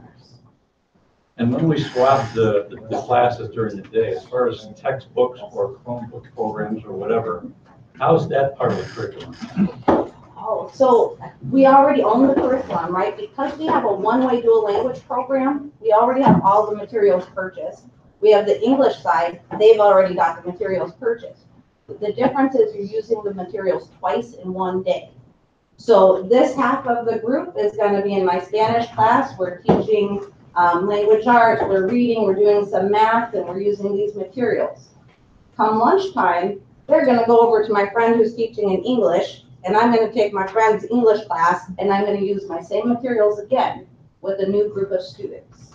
And that person over there uses the same materials. And it's basically the same material in a different language. Is that right? So, yeah. Well, so if you had a textbook, for instance, it's just in Arabic and it's in English. Right. Okay. But it's the same material. Same material, like same themes, same. We have Common Core state standards that we use. Yeah, same standard. There's more methods, like, you know. It's more methodology. There's more, exactly. So like, you could say total physical response, you know, there's, like she was saying, there's just more to it. When you teach 2 languages, you're taught more. The classes, the rigor as a student to teach that. So as an educator, you have to perform on a whole different level because you're taught to do multiple things to ensure that the child is understanding fully. Anybody ever done any nuclear magnetic resonant imaging studies on the brain pathways that are used? And does it show the difference? Yeah. The it's brain amazing lights up a little more? Bilingual brain lights up like you would not believe on those images. And they're using multiple sides of the brain. Bilingual people are better at math, they're better at music. No, but when you look at the brain imaging, it's all sorts of lights shining and going off versus a monolingual. So you mean that the word boring is no longer viable at the high school level when you're doing dual language programs? Is there any opportunities, I know we're at the very end of the year, for board members to go see dual language? What we're proposing is that when we pass it, we spend the next year planning and doing some more visits. We can go to Harvard, we can go to Oswego, we can go to Woodstock again, Arlington Heights. There are multiple districts. We can visit again over the next year. We just received a grant that's in addition to what we normally get. It's through the Illinois Arts Council for $29,905. I asked for $29,906. I don't know where that is. But we can, not that I'm picky, but we can, that money is in addition to what we already have, and we can spend it to make some more visits and get additional information for us. Other questions? $1 for me? Has to be approved. It'll cost another $1. Other questions? It's a comment more than a question. With respect to the component of, or the goal about nonviolent communication, and Jenny, we had some discussion in one of the committee meetings, I remember when I asked about, how's it accountable, what's the benchmark, and you explained some of that. After we talked in the committee level, I thought about the recent, this has been in the news, but the recent Safe Streets initiative, and specifically the Compass program, and Jamie and I talked about this a little bit. So for those who don't know, maybe I should have you explain what the Compass is, but my understanding is it's about parent accountability for the students. And this is a community-wide thing, not just 428, although Jamie, you're on some sort of committee. I went to an initial meeting that Chief Lowry asked me to attend, and basically it's going to focus on juvenile crime and family intervention. So not only on the I would say punishment side, but also intervening with the families to try to stop the recidivism. Okay. Yeah, in fact, I actually printed. Right, packaging resources around the family, as opposed to only dealing with the juvenile offender. Right. So I just wanted to use that as an example. I was online earlier and looked at one of the articles in the Chronicle about this, the avoidance of recidivism and so on, and accountability. Anyway, it comes to my mind when we talk about, in the committee level, about the nonviolent communication component of the plan. And what the city is doing and other agencies are doing. And in fact, that the article I read talked about all the different groups that are involved in the group that you apparently went to. It sounded great. It's quite community-wide. But anyway, with respect to the plan in general and this particular part, and specifically the nonviolent communication, I wanted to better understand what really is involved in that, what's involved in accountability or benchmarks or whatever you, I think you mentioned, I can't remember all the words that you used, but I think I understand the concept involved. I want to make sure that when we implement the plan, that everything's in alignment, so that 428's plan fits well with whatever the city comes up with, whatever the police department implements, whatever the Annie-Glenn North group, I mean, there's a large group of people, that are considering these various things that we can do to make the situation better. That all of this, you're on that one too, yeah. Jerry, you and I have spoken about this. And it has some of the components that I was saying about this, even with this workshop. Jamie, I have a question of procedure here.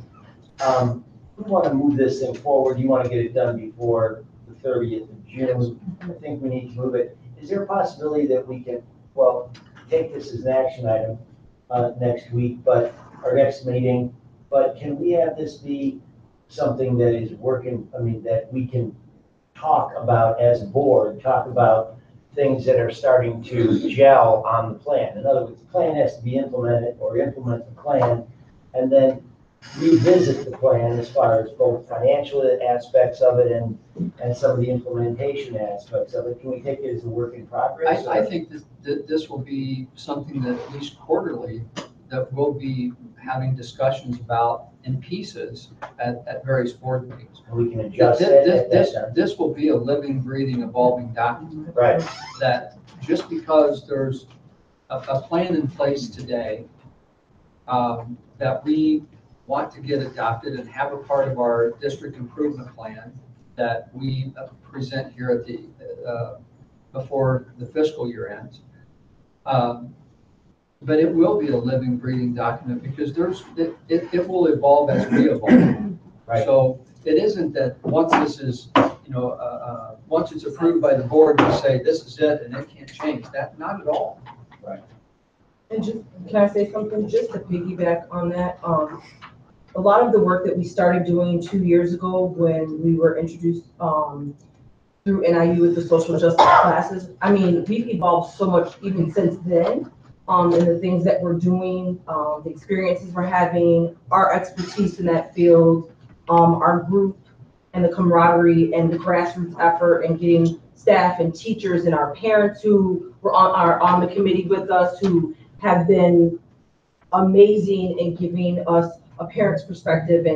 And even though Carrie was late to the table, as he says, having him bring his ideas and Howard. And so I feel like, as Mr. Craven said, this is a living, breathing document. And as we evolve, it will evolve, because it has, even right now, so many things are changing, and we're just, we're rolling with it because we have that level of expertise in-house to be able to do it right now. But we have to start somewhere. Right. As Rick has said, the amount of work that's involved here is so profound that, I mean, out of respect for that amount of work, the recommendation would be then to go forward with this and then revisit it on a quarterly basis and see how we're doing. One of the questions about money would be something, I'm concerned about the money aspect, but we can visit that as we move forward. Right, we would bring that to you. Right.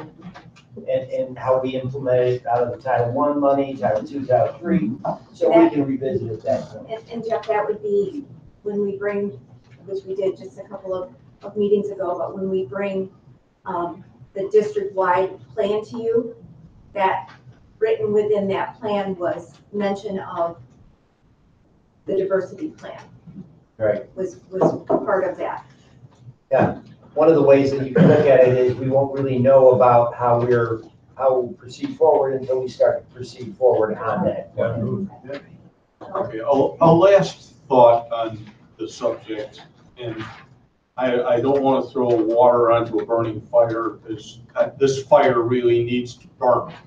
This is where we really should be going and looking, but there's an awful lot of enthusiasm for dual language in this room at this moment. We also have this need to serve all our students as a diverse community. And we need to look at every ethnic group, every racial group, every this group and that group, whatever it might be. If we are finding that is a group that is falling behind in graduation rate and success coming out of school, we need to just temper our enthusiasm and look the other way sometimes onto what we can do before that becomes something that destroys the unity that we're showing here tonight. Just that's the last thought. No, I would, there are thoughts to a diverse range of learners. And like, for example, we know, and Maurice can really speak to this data much better than I can, but we have some pretty clear data that show that our African-American students are suspended and expelled at higher rates. And so if you look at our restorative practices, a lot of that goes towards not throwing out our traditional discipline model, but adding the tools to it and trying to figure out ways that we can just decrease that disparity. So there are lots of different ways that different learners throughout this building, throughout this plan, including our diverse learners in terms of special needs that are supported. So there is a lot of enthusiasm about dual language, but it is one part of the broader plan that has. Yeah. We want to keep the plan broad enough. And that's really why we see it as multifaceted and kind of needs to be implemented. Okay, so do we have then consensus to bring this back as an action item at the next? Yes. One last thing, you know how, Jeff, you wanted data, you want information about diversity. As I was in Palm Springs. I'm sorry, I'm not sure that I said that, but what did I? Well, you wanted information about this plan. You want to further understand many things of this facet, right, of this aspect of diversity plan, correct? It's an ambitious plan. Yes. It's a very ambitious plan. Exactly. So, to add to the data and to the information that Lisa Becker just stated, one out of 3 Black African Americans will end up in jail. And I was actually able to hear this really amazing keynote speaker. 3. Yes, 1 out of 3. Is So that a specific kind of? no, I'm just gonna give you one last thing.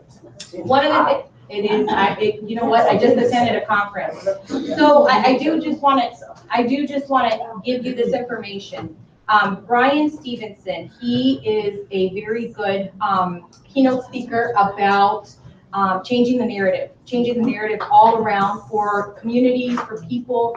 He empowers individuals. So I can say to everyone here, if you want to look him up, there's tons of information. And you're wanting information about that, he's a really good resource for this. I just am concerned about money.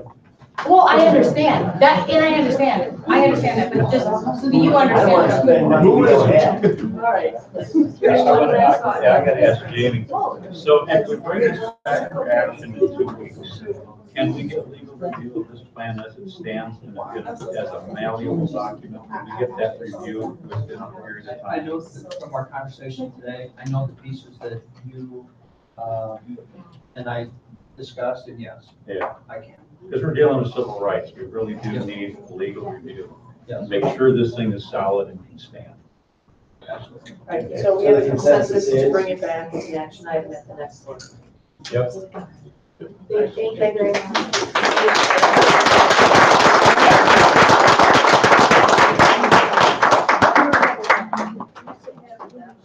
TCI, Bring Science Alive, elementary classrooms. And this is. So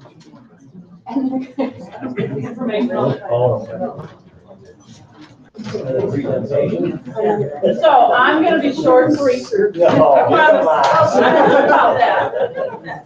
Okay, you can go to the next slide. So I was gonna come up here tonight and tell you, the last time that we have purchased anything for science in elementary was 2002.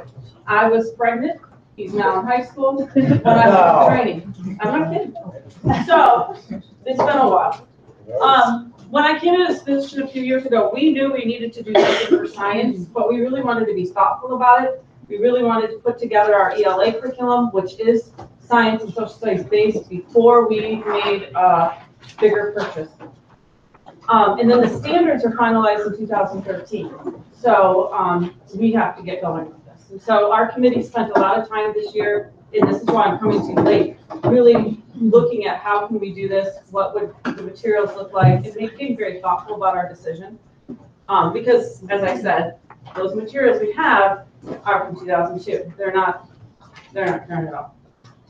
So why? Because the standards ask us to, and I had put a link in there for you for more information, but we had to find some materials that get our kids into thinking, problem solving, collaborating, and then the big connection between real life and the principles of science, and then the 5 innovations of teaching, which include engineering and problem solving. So the background to this is when we wrote our templates, which we're constantly revising for elementary, we made sure they were science or social studies based. So the materials we're asking to purchase are going to supplement them. We're not throwing out something and starting over. We are just missing a huge piece, and this is the piece that we need. As we worked on them, it became very evident. To teach science, you need a lot of background, and especially with the new standards, you need a lot of background. But as you know, in elementary, they teach 15 subjects a day at least. They can't become specialists in science like they could in secondary when that's a focus for them. So we really looked for materials that will help educate the teacher as we go. And then the other thing is, because they do teach so many things, we need something that is easy to use, engaging, and uses some of our technology, since we've already got that. So when the committee met, we put together a rubric, and then these are all of the different things that we wanted to make sure that the materials were engaging, they're easy to use, that they're all in Spanish if that's needed. There's a digital component, assessments, materials to do the hands-on. That's a big thing. In order to do science correctly, you need materials. And so that's another big piece of this project. So why TCI? TCI is created by teachers. So that was our #1 selling point. It's not created by somebody who used to teach or thought about teaching. They are teachers. So that was the number one thing. Kaylin uses this program, so we were able to meet with them and talk with them and get their feedback on it. They've been using it for a number of years, so that was very helpful too. It's digital, and the other big thing is it combines literacy and science together, because in an elementary day, you have got to tie those together because you don't necessarily have 45 minutes to teach science every single day. So we were looking for a program that did that. The other thing about this program is it gets you the kids doing and questioning. It's not a program to say this is how science works. Got it? It's more of getting the kids to solve the problem using the science. And when we had training or presentation of the company, we had to do something that was quite difficult, and we all struggled, and it was something the kids are going to do, but it was so much fun to try to figure out how to get these moths. The company really supports implementation. If we adopt this, they're not charging. You know, that is very rare because they normally, and they have to fly the people in to do the training. And that's very rare. So they're very good at supporting that, and will come out anytime we need them. And then the lesson guide, the text for the students, the presentations, and the assessments are all in Spanish. We don't necessarily always need it to be in Spanish. We kind of go back and forth with our bilingual students, but we still need to be able to have that option for kids that need it. And so we were also very excited about that. So if you want to click that little video real quick, it's very short. Let's see if it works. Yeah.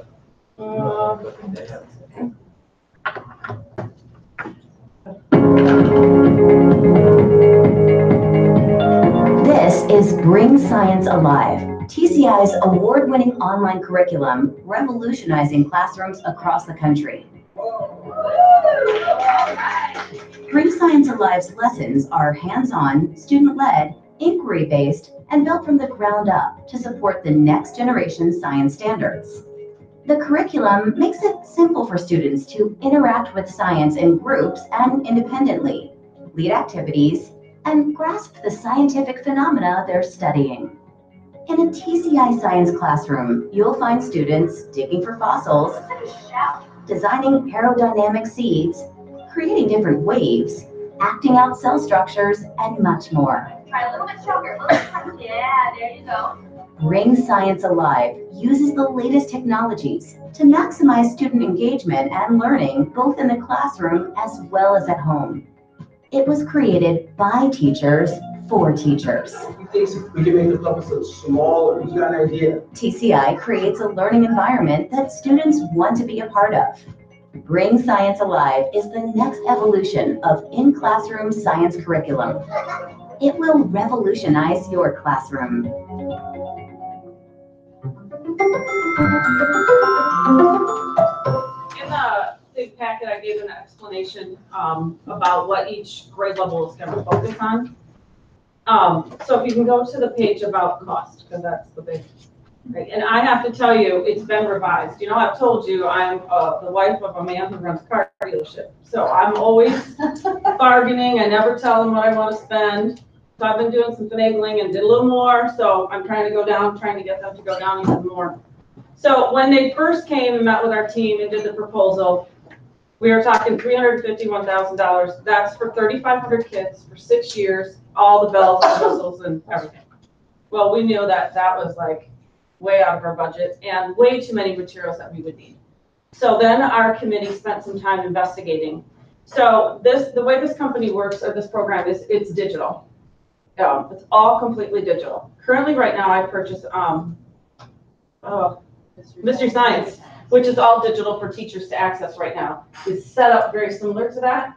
And so that was another plus. So our kids don't have one-to-one devices in K2. So there's no need to buy the kids a subscription. The teacher has all the access they need. They have access to all the materials. They can present up on the smart board. So that saves quite a bit of money. So that's why the yellow column, it's less. The student bundle, we, again, would not need to purchase for K2. But for 3-5, we would buy the license for every student to get on, as well as one copy of the textbook, so that those would remain in the classroom, kind of similar to how secondary has done. So we'd have a set of books in the classroom as well. The lab kits, I think it was like $121,000 to put those together. Well, some of the teachers started investigating. We can do that for a lot less. I can't imagine, it's gonna be a huge project, but we can do that for a lot less money than what they can do. And they hire another company that does it anyway. So we took that cost off. That'll be something we have to determine in the future. So it ended up coming to 126,000. That's not with the kits. We kind of estimate the kits are gonna run us around $55,000 maybe. But that would be something we would start working on in the summer out of next year's dollars. And actually we have the dollars now. We would just roll them over and spend them for next year. And I was playing around with this because we were buying it for 3,500 kids. It comes to $1.70 for each K2 kid each year. And it comes to $12.24 for our 3rd through 5th graders. So if I buy a consumable each year, those cost me anywhere from $20 to $35. So this is a really good deal. And the program is so engaging that, and the hands-on pieces are essential. I had told this committee, we got some people here, that I would not go forward unless we can give the teachers what they need, because there's nothing worse than running around the building trying to find 12 cotton balls and some out pellets and some, they need to have the materials at their hands. The other thing about this program is it's very similar to what secondary is doing in middle school, STEM scopes. We looked at STEM scopes, but that is definitely meant for secondary who have science every day for 50 minutes. So this program is so similar to it. It'll be an easy transition for our kids when they move into middle school to understand how the program works. I have a question. Mm-hmm. So, should have raised my hand.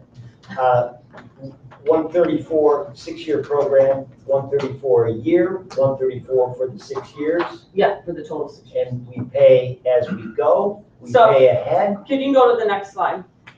So what we would do, we have to be careful with Title I dollars that we don't supplement. I'm sorry, I need to supplement, not supplant.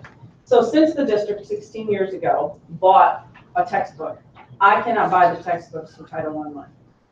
So that's why I can do some of the cost out of our Title I grant, but I can't do all of the cost. So we would put towards $54,290 out of the Title I grant. So what we looked at, Cindy's not here to explain this, but whatever money we get, our department gets a portion of that every year. We have money still left to pay for this. So we propose to pay $36,000. Actually, we'll probably pay a little bit more than that since I got a better price, but $36,000 now. And then in August, when our new money is in, pay the remainder of the bill off in August. So then we'll be paid up, good to go for 6 years. So in other words, the first 36,000 or if we can squeeze more out of this year's budget, that's already budgeted. Yes, That's we already have it. budgeted money that we just haven't spent. Yes. Right. And the remainder, 36 or less, will come out of next year's budget. So we're not. That would be allocated again. So we're not asking for any new money to purchase this program. No. And when you were talking about grants earlier, there are certain things in the Title I grant we must pay for every year. We have a lot of teachers and assistants in our program. When it comes down to curriculum materials, that changes according to what our needs are. So, for example, I bought a vocabulary word program last year. I won't need to do that for a number of years. So we kind of change what we're focusing on. So we knew we needed to do something for science. We have bought things for science, literacy books and things along the way, but we kind of knew we were going to go down this road. I should mention too, social studies. We've been writing that this year. We are using all free online resources in that. But we knew with science, that was one that we need help to teach because we weren't trained in science as elementary teachers. So that's why we decided to wait and save our money so we could put it towards science. May I make one point? Mm-hmm. Early in the presentation, it was noted that the next generation science standards have been out since 2013. Again, specifically the K5 teachers, again, aren't specifically taught on how to teach science. We, as schools, with No Child Left Behind, science got pushed way to the back burner, maybe off the stove, because the focus was on English language arts and math.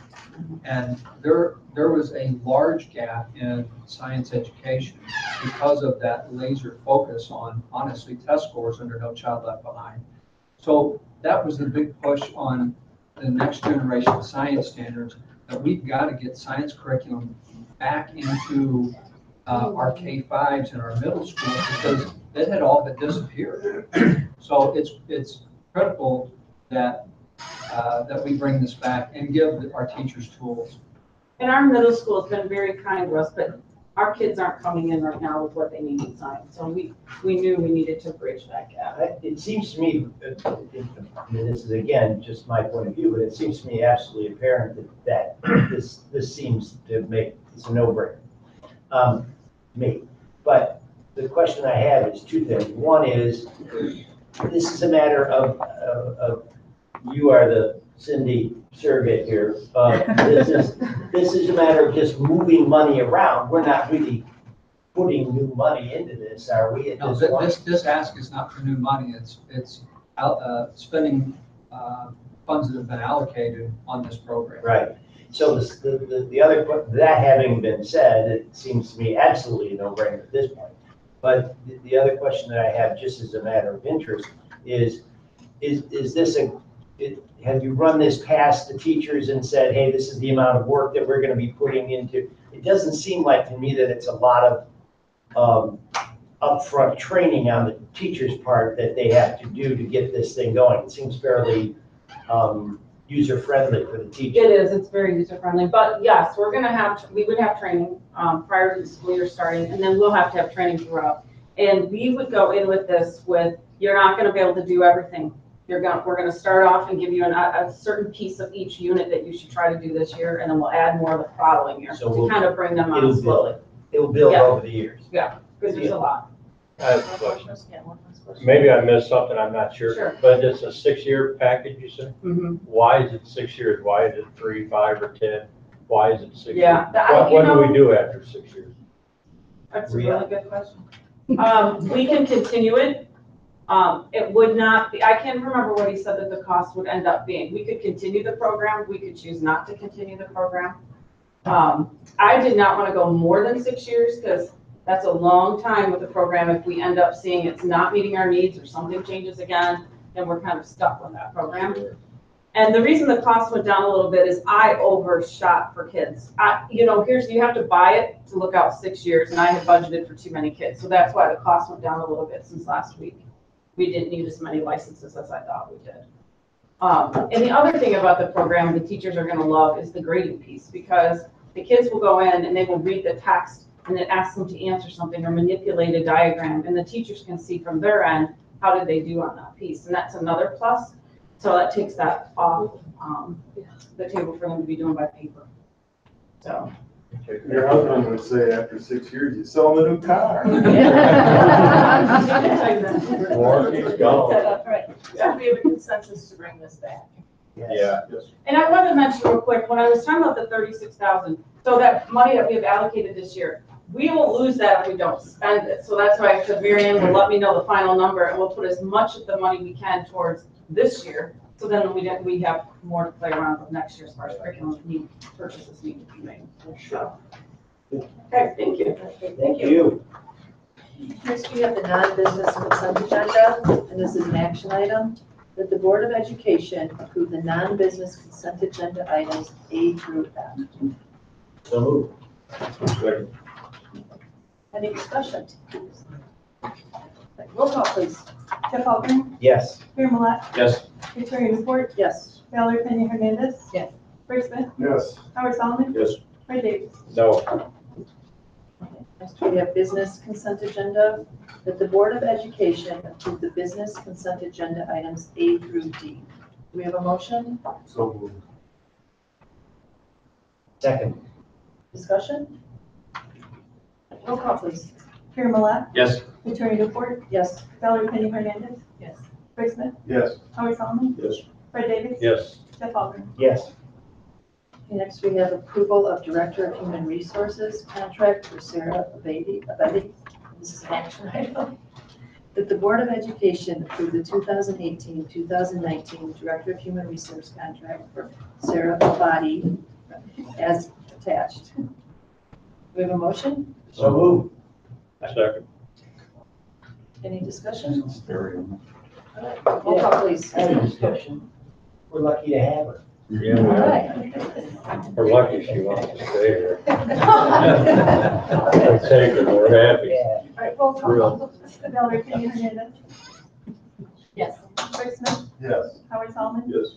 Fred Davis? Yes. Jeff Algren? Yes. Harry Millet? Yes. Victoria Newport? Yes. Next, we have business and finance, and this is an AirMap presentation, Ms. Colleen Fuller and Ms. Melissa Pimentel, and this is an action, or an information item, sorry. Hello, good evening.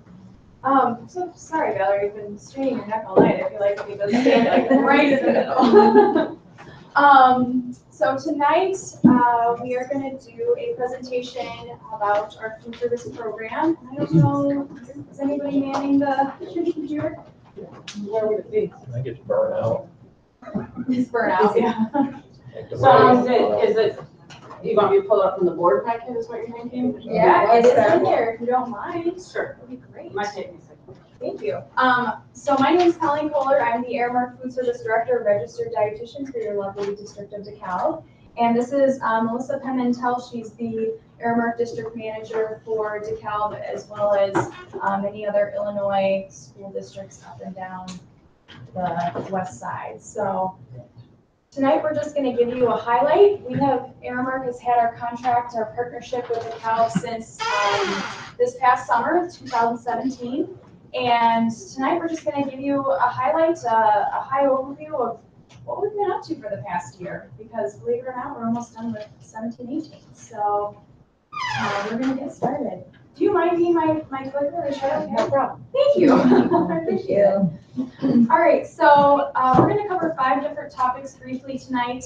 Our program financial health, delivering consistent service, our community engagement, investing in people, and then looking ahead to next year because we're excited to get started for next year.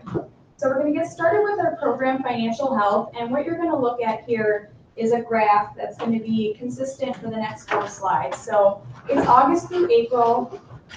It's average daily meals for each month. And the orange line that you're looking at is last year, so the 16-17 school year. And then the blue line is this year, 17-18 school year. So as you can see, our daily average meals for breakfast, the blue line, that's our line for this year, is much higher compared to last year. Some months as much as 27% higher, which is great because if you don't think of this as numbers, you think of this as students that we're feeding. That's our ultimate goal, right? We want to feed our students, we want to nourish them and give them a healthy, balanced breakfast to start their day. So that's our breakfast growth. If we move down, this is our lunch growth. So once again, we're the blue line. Last year is the orange line. And you will see there is a drop in March, but that is simply because of early release days. We had more of them this year in March.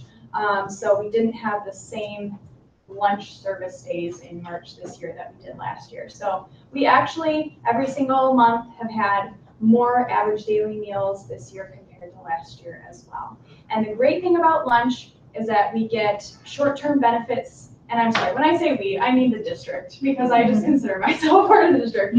But DeKalb School District gets the short-term benefit of lunch reimbursements. That's revenue right into the district's fund. However, it's great for long-term too, because when we get our commodity allocation for, hey, USDA gives us a gift card to spend in our food service program, it's going to be a lot higher because it's based on our lunch meals that we served 2 years before. So short-term and long-term effects, which is great.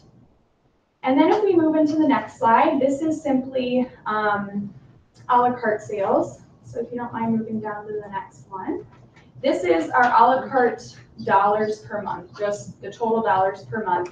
And in this case, you will see that last year's is a little bit higher than this year's. And the reason for that is that Aramark, we like to focus on meals because that is where the district gets the most bang for their buck. That's where you get your reimbursement dollars from USDA.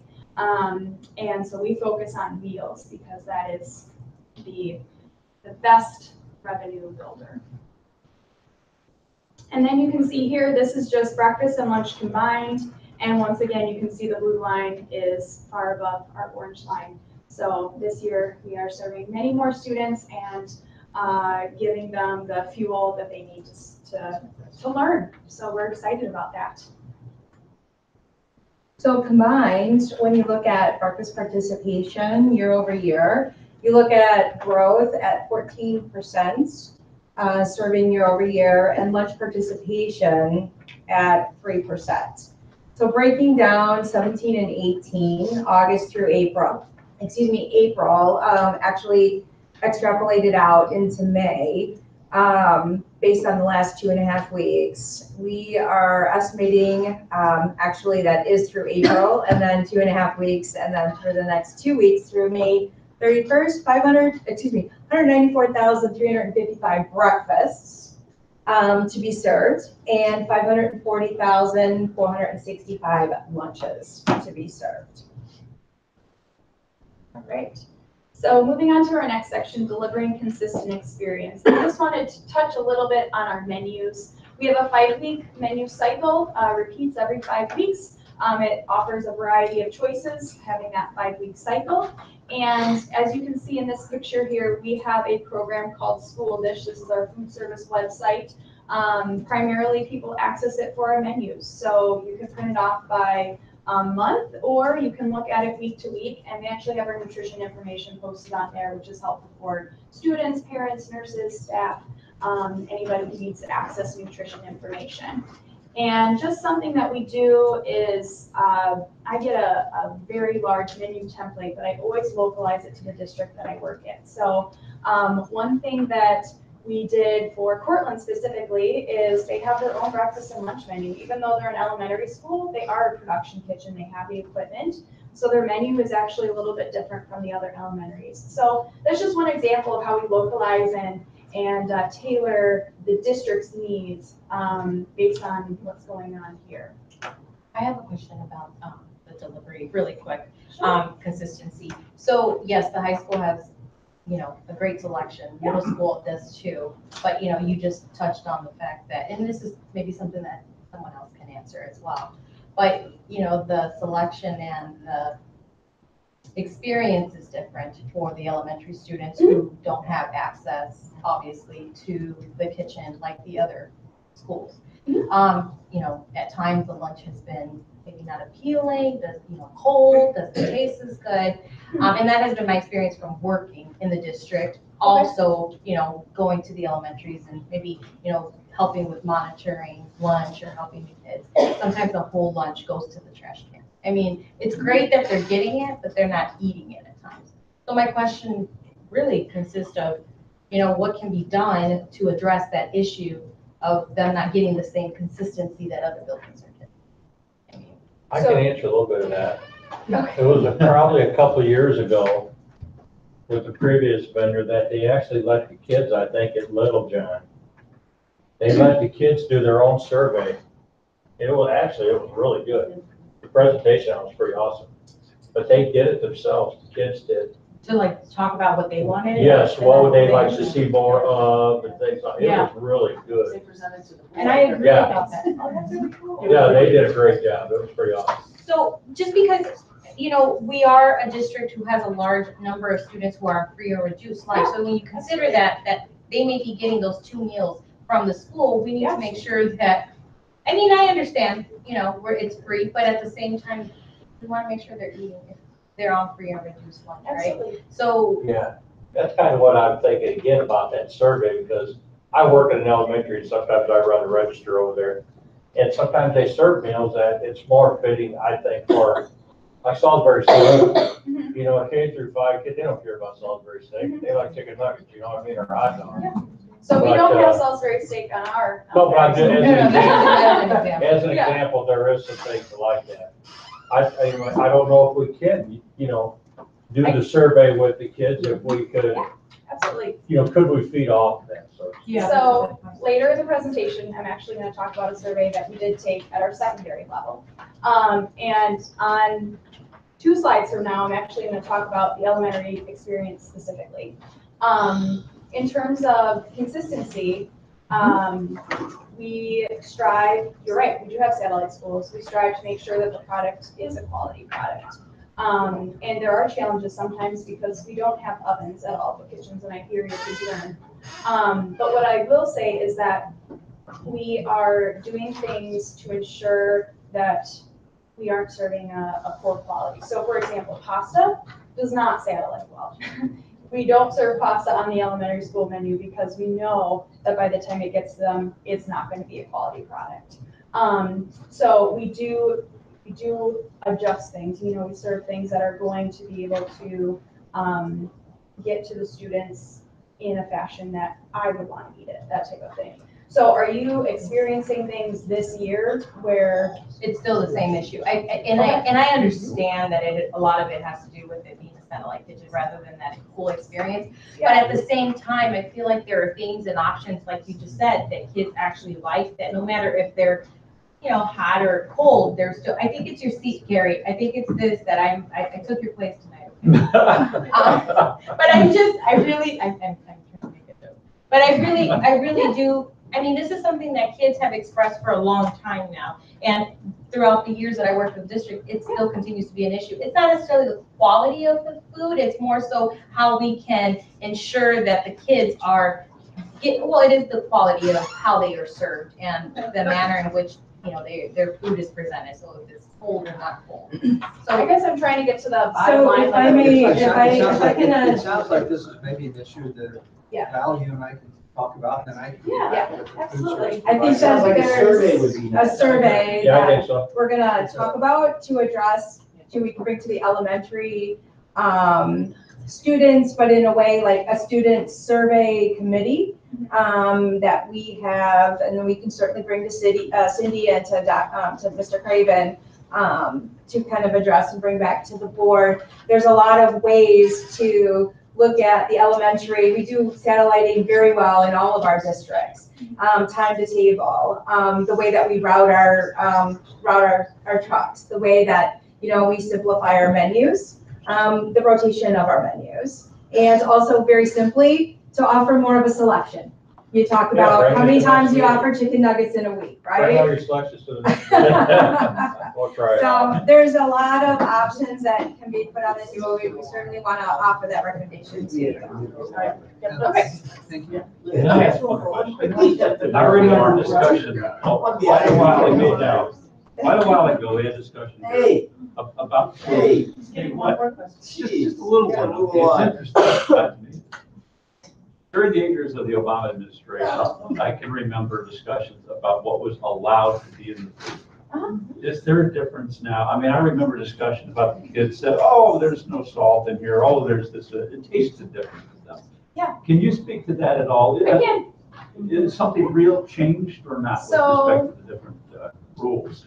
Great question. So, yes, during the Obama administration, Michelle Obama was kind of a spearheader in terms of making sure that school lunches were healthy and balanced, and that was kind of part of her Let's Move campaign.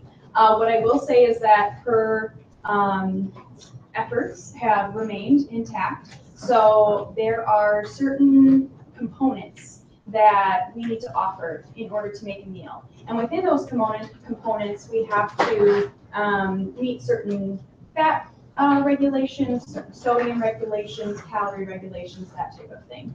So for example, at lunch, we have to offer 5 different components. We have to offer some sort of meat or meat alternate. We have to offer a grain or a bread. Milk is its own component, and then fruits and vegetables. So we have to offer those 5 different components.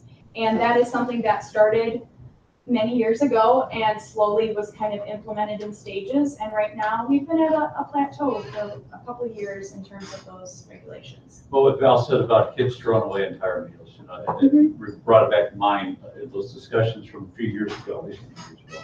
Yeah. About that, and whether or not we ever were able to come up with ways to make the food taste better so the kids wouldn't throw it away. And what are the rules, the laws, or whatever. So within that, between K5, 6, 8, and 9, 12, portion sizes between 2 ounces and 3 ounces. Each level of grades can only have a certain maximum of milligrams of sodium.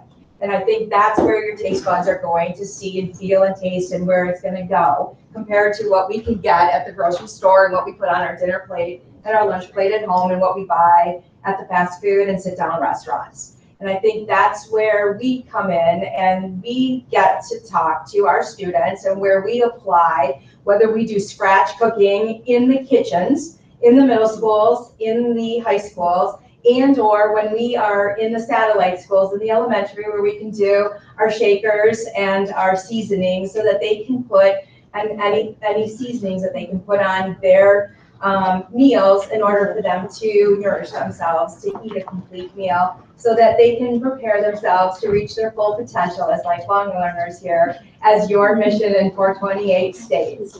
So that's what we try to do to couple with you, as well as Obama's legacy that she still has left behind. The sodium levels have been maxed. They have not gone to further lowering of the sodium that was supposed to happen. They are now at a level where they have capped off. They were supposed to go lower and they have stayed put. We don't foresee that happening. So our vendors, our partner manufacturers are staying put with the chicken patties, the chicken nuggets, the hamburgers, and everything else that right now is the center of the plate. So we're working with them to try to, we don't fry, we bake. So our French fries, our crinkle cuts are not fried. Unfortunately, they're baked. There's low sodium ketchup. So that's what your taste buds are hearing. Fun. Okay. Yeah, fun. Yeah. Well, you can just get the Might next have one. to Oh, Okay. Continue, please. Yeah. All right, so in order to add variety to our menu, we offer promotions in a variety of formats. And this is one example at our secondary levels, so our middle schools and our high school, where we have a program called Fuel, and it runs for 2 months or 2 weeks out of the month. And basically each month has a theme. So I just put up 3 of our most recent themes, March, April, and May. And this is basically to give a different flavor profile. You're just talking about flavors. Sometimes we have a chicken patty. Sometimes a kid will take a chicken patty every day. But if we offer something different, or if we offer an ethnic food that they maybe haven't tried, or a flavor profile that's new to them, maybe they will expand their palate a little. So for example, Hot Wrap Month, we had our Fiesta Foldovers and our Mediterranean meatball wrap. And once again, this is just to add variety to the menu, give them another choice, and hopefully encourage them to eat with us if it's an item that maybe they haven't seen before. If we go down to the next slide, we tailor our elementary promotions a little bit differently because obviously a 12th grader and a kindergartner are gonna be interested in different things. And so this year, we were able to do a couple promotions with our elementary schools, and one of them is our Rice Krispie Treats Day, which was a huge hit. We started it in February, and we ran it in March and April, and we'll run it again in May. And basically, any student who ate school lunch with us that day got a free whole grain mini Rice Krispie treat. So meal participation spiked each of those days. February we saw 2% growth, March was a 1.6% growth, and April was actually 5% growth because I think they were catching on that it was Rice Krispie Treat Day. And something that we tried new, we're just talking about the satellite kitchens, and we don't have ovens there, but we do have steam tables. And so what we did is something different. We have this fantastic donut product, which is a whole grain rich product, and we do serve it for breakfast at middle schools and high schools. But I really wanted to offer this to our elementary kids. And so we did it at lunchtime.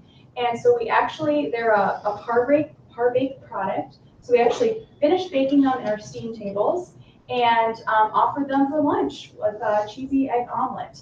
And we saw a 9% participation spike that day compared to our regular pizza day. So these are the types of things that we are trying. The kids are still talking about it today. So to me, that says, hey, we want more of this. That's my feedback. We want more of this. Breakfast for lunch, yeah. So we are trying new and different things. And if we move on, this is our community engagement.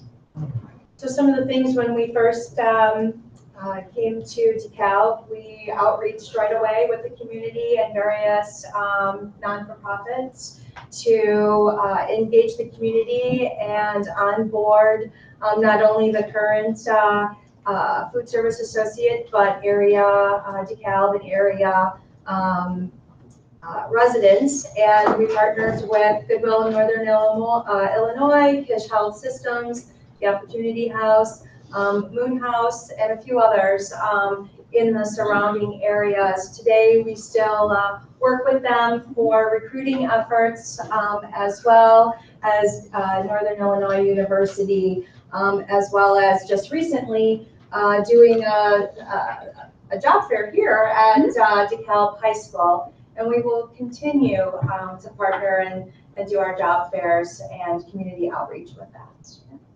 And along with that, we had some donations that we really want to be a part of the community in which we work. That's really important to me. That's really important to Aramark.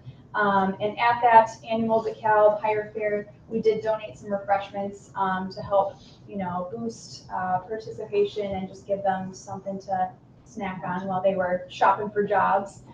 We are also partnering with the BoardMeeting Food Pantry to donate some food to them. So we're in the process of partnering with them, as well as we are planning to do a donation with the DeKalb Education Foundation.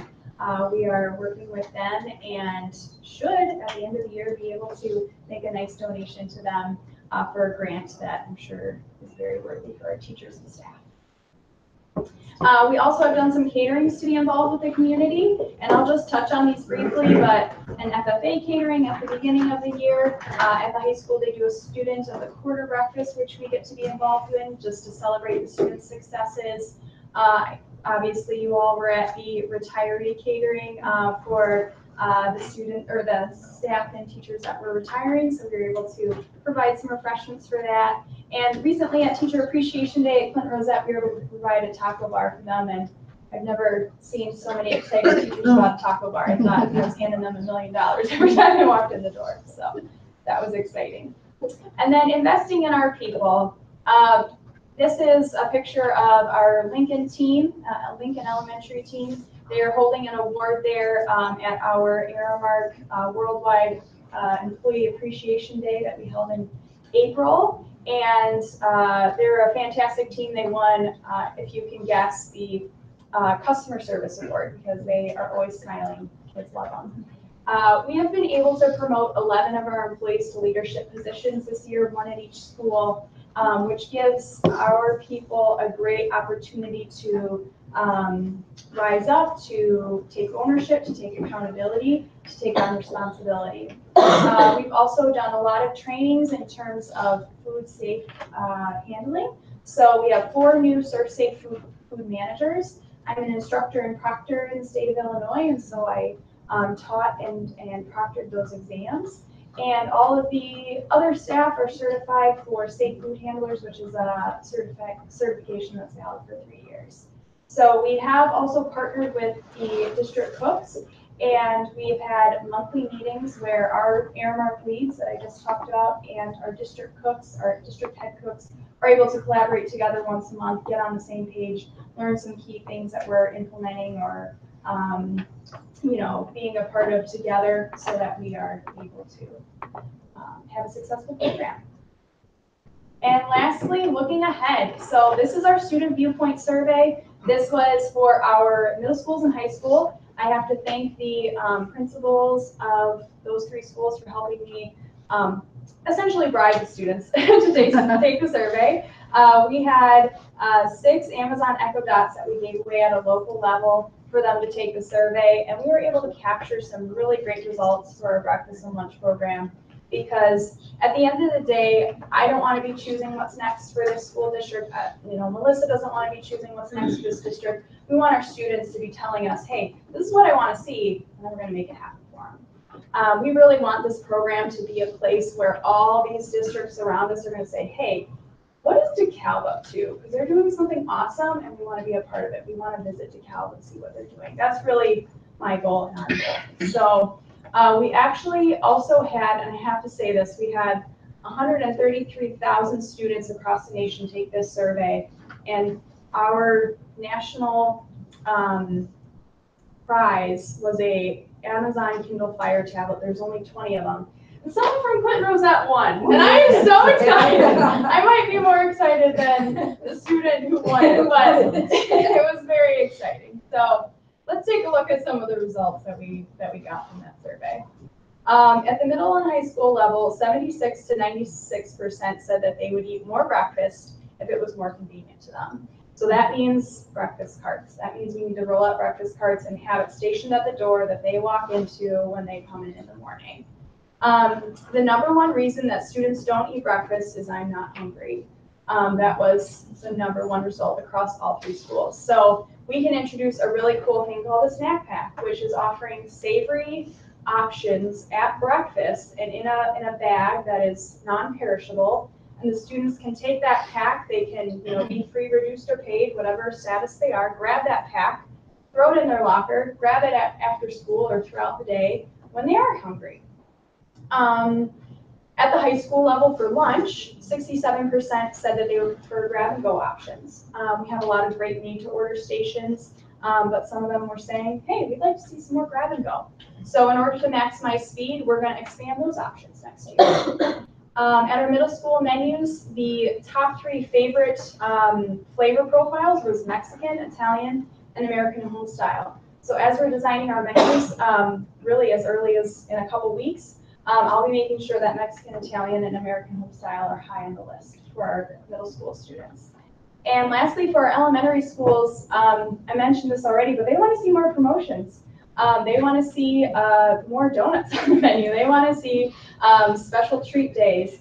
And Ace is our elementary school mascot, and he has a lot of great themed things around him. We have Ace giveaways that we can promote school lunch and breakfast, and we can rent the costume and have Ace come visit the schools, which is also really exciting for students. So that is what we're looking to do next year in a very high-level overview. But I want to thank you for your partnership, and please let me know if you want to ever swing by for lunch. I'd be happy to have you, and we can have you have a lunch or breakfast on the house. So, any questions?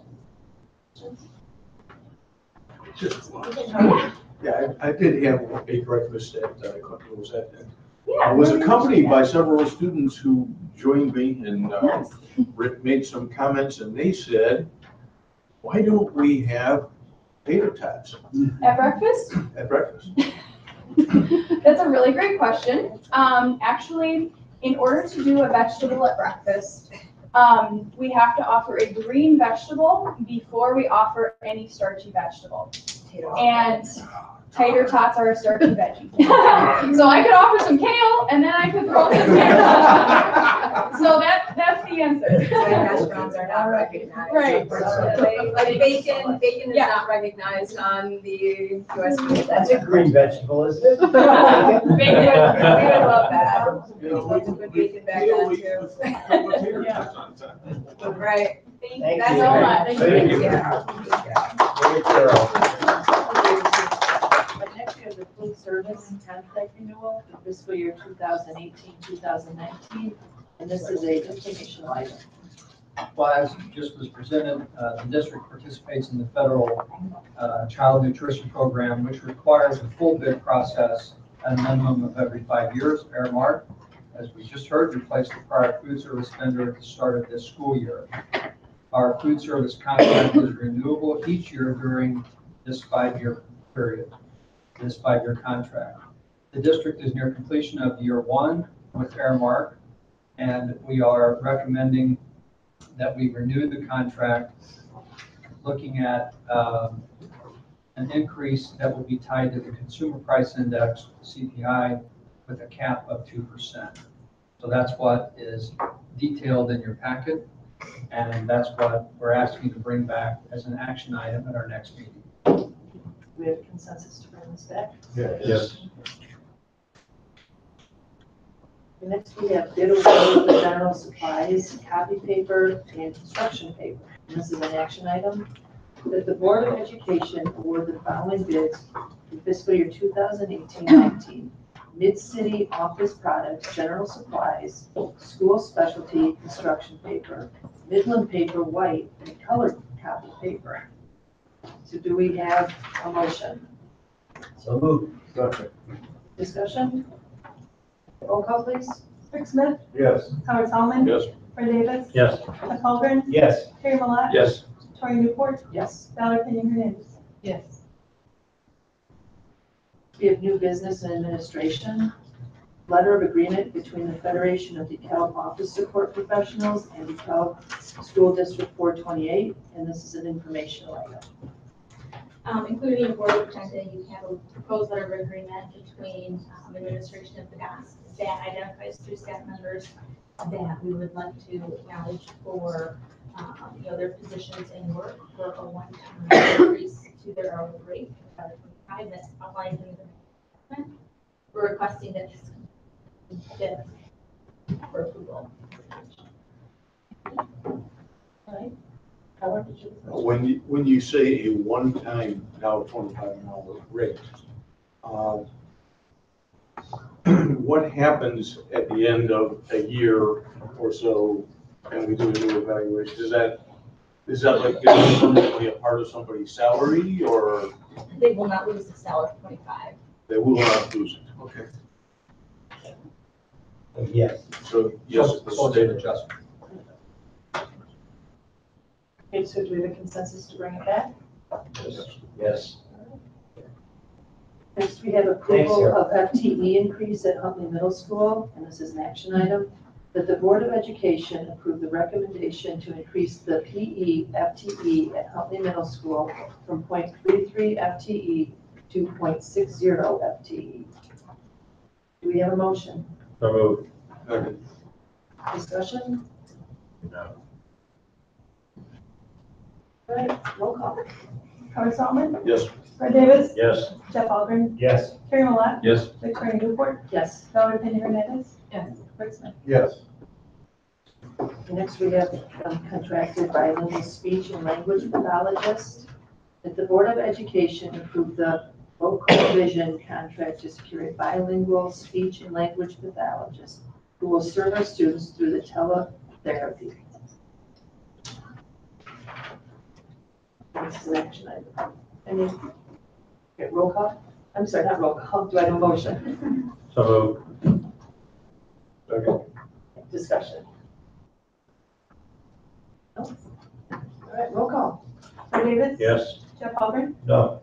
Carrie Malott, Yes. Victoria Newport, Yes. Valerie Penny Hernandez, Yes. Rick Smith, Yes. Howard Saltman. Yes.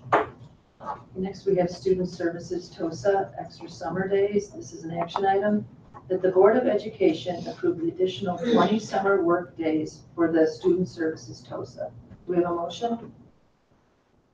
So moved. Second. Discussion? Okay, roll call? Jeff Algren, Yes. Carrie Malott, Yes. Victoria Newport, Yes. Valerie Penny Hernandez, Yes. Rick Smith, Yes. Howard Saltman, Yes. Fred Davis. Yes. Next, we have proposal for benchmarking and progress monitoring system. This is an action item. That the Board of Education approve the proposal to move the FAST benchmarking system from Fast Bridge Learning. Do we have a motion? Second. Discussion? Okay. Roll call? Carrie Malott, Yes. Victoria Newport, Yes. Valerie Penny Hernandez, Yes. Rick Smith, Yes. Howard Saltman, Yes. Fred Davis. Yes. Jeff Algren. Yes. Judson University Corporate Education Partnership, and this is an action item. That the Board of Education approve the partnership agreement between Judson University and DeKalb Community Unit School District as attached. Do you have a motion? So moved. Second. Okay. Any discussion? One thing. Yeah. Judson College is a religiously based institution. Are we crossing any lines in this partnership? No. That may offend anybody around? Apparently Sarah has something to say. No, this is something, we will work with them, and they will work with us. There's no binding agreement with them financial, and it's also not exclusive to this college. We will open this up for other colleges and universities. Further, it would be the employees' initiation if they so choose to act on those incentives. Thank you. Thank you, sir. Any other questions or discussion? I just want to say I like the idea. I mean, when we see the request for staff to take courses, during the year, during summer, there's a number of different universities, but I'd like to see that expanded, and this would be a point toward that direction. You know, NIU is, of course, in our backyard. So is Judson, really, and Elgin, any number of universities and community colleges in the area. So I think the more the merrier, as long as they're qualified, you know, and our people, you know, can work with them. I think that's great. It's an easy commute. I do it every day. Okay, roll call please. Valerie Hernandez. Yes. Rick Smith. Yes. Howard Solomon. Yes. Fred Davis. Yes. Jeff Albert. Yes. Terry Malott. Yes. Victoria Newport. Yes. Okay, next we have benefits broker consultant contract approval for DLR Insurance Solutions and Business Solvers. This is an action item that the Board of Education approve the DLRIS and Benefit Solvers software and service agreements as attached. Do we have a motion? So, Second.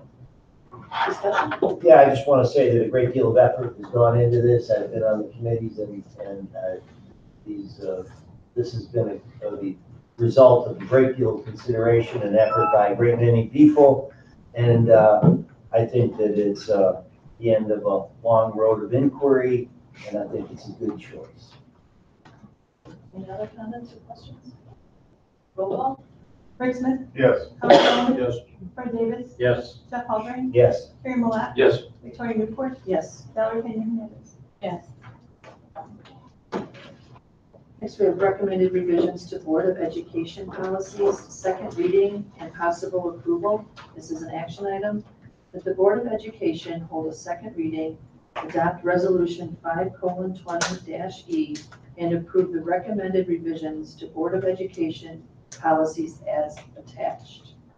Do you have a motion? So moved. Second. Discussion? The recommendations were those that were proposed by Mr. Craven. Thank you. Roll call. Howard Solomon. Yes. Fred Davis. Yes. Jeff Albert. Yes. Terry Malott. Yes. Victoria Newport. Yes. Valerie Hernandez. Okay, and with that, This is the one we've been looking for, right? The stage? Valerie Hernandez. Yes, we'll get it out. With that, the meeting will be adjourned. Yeah. All right, now the meeting will be adjourned. Terrific.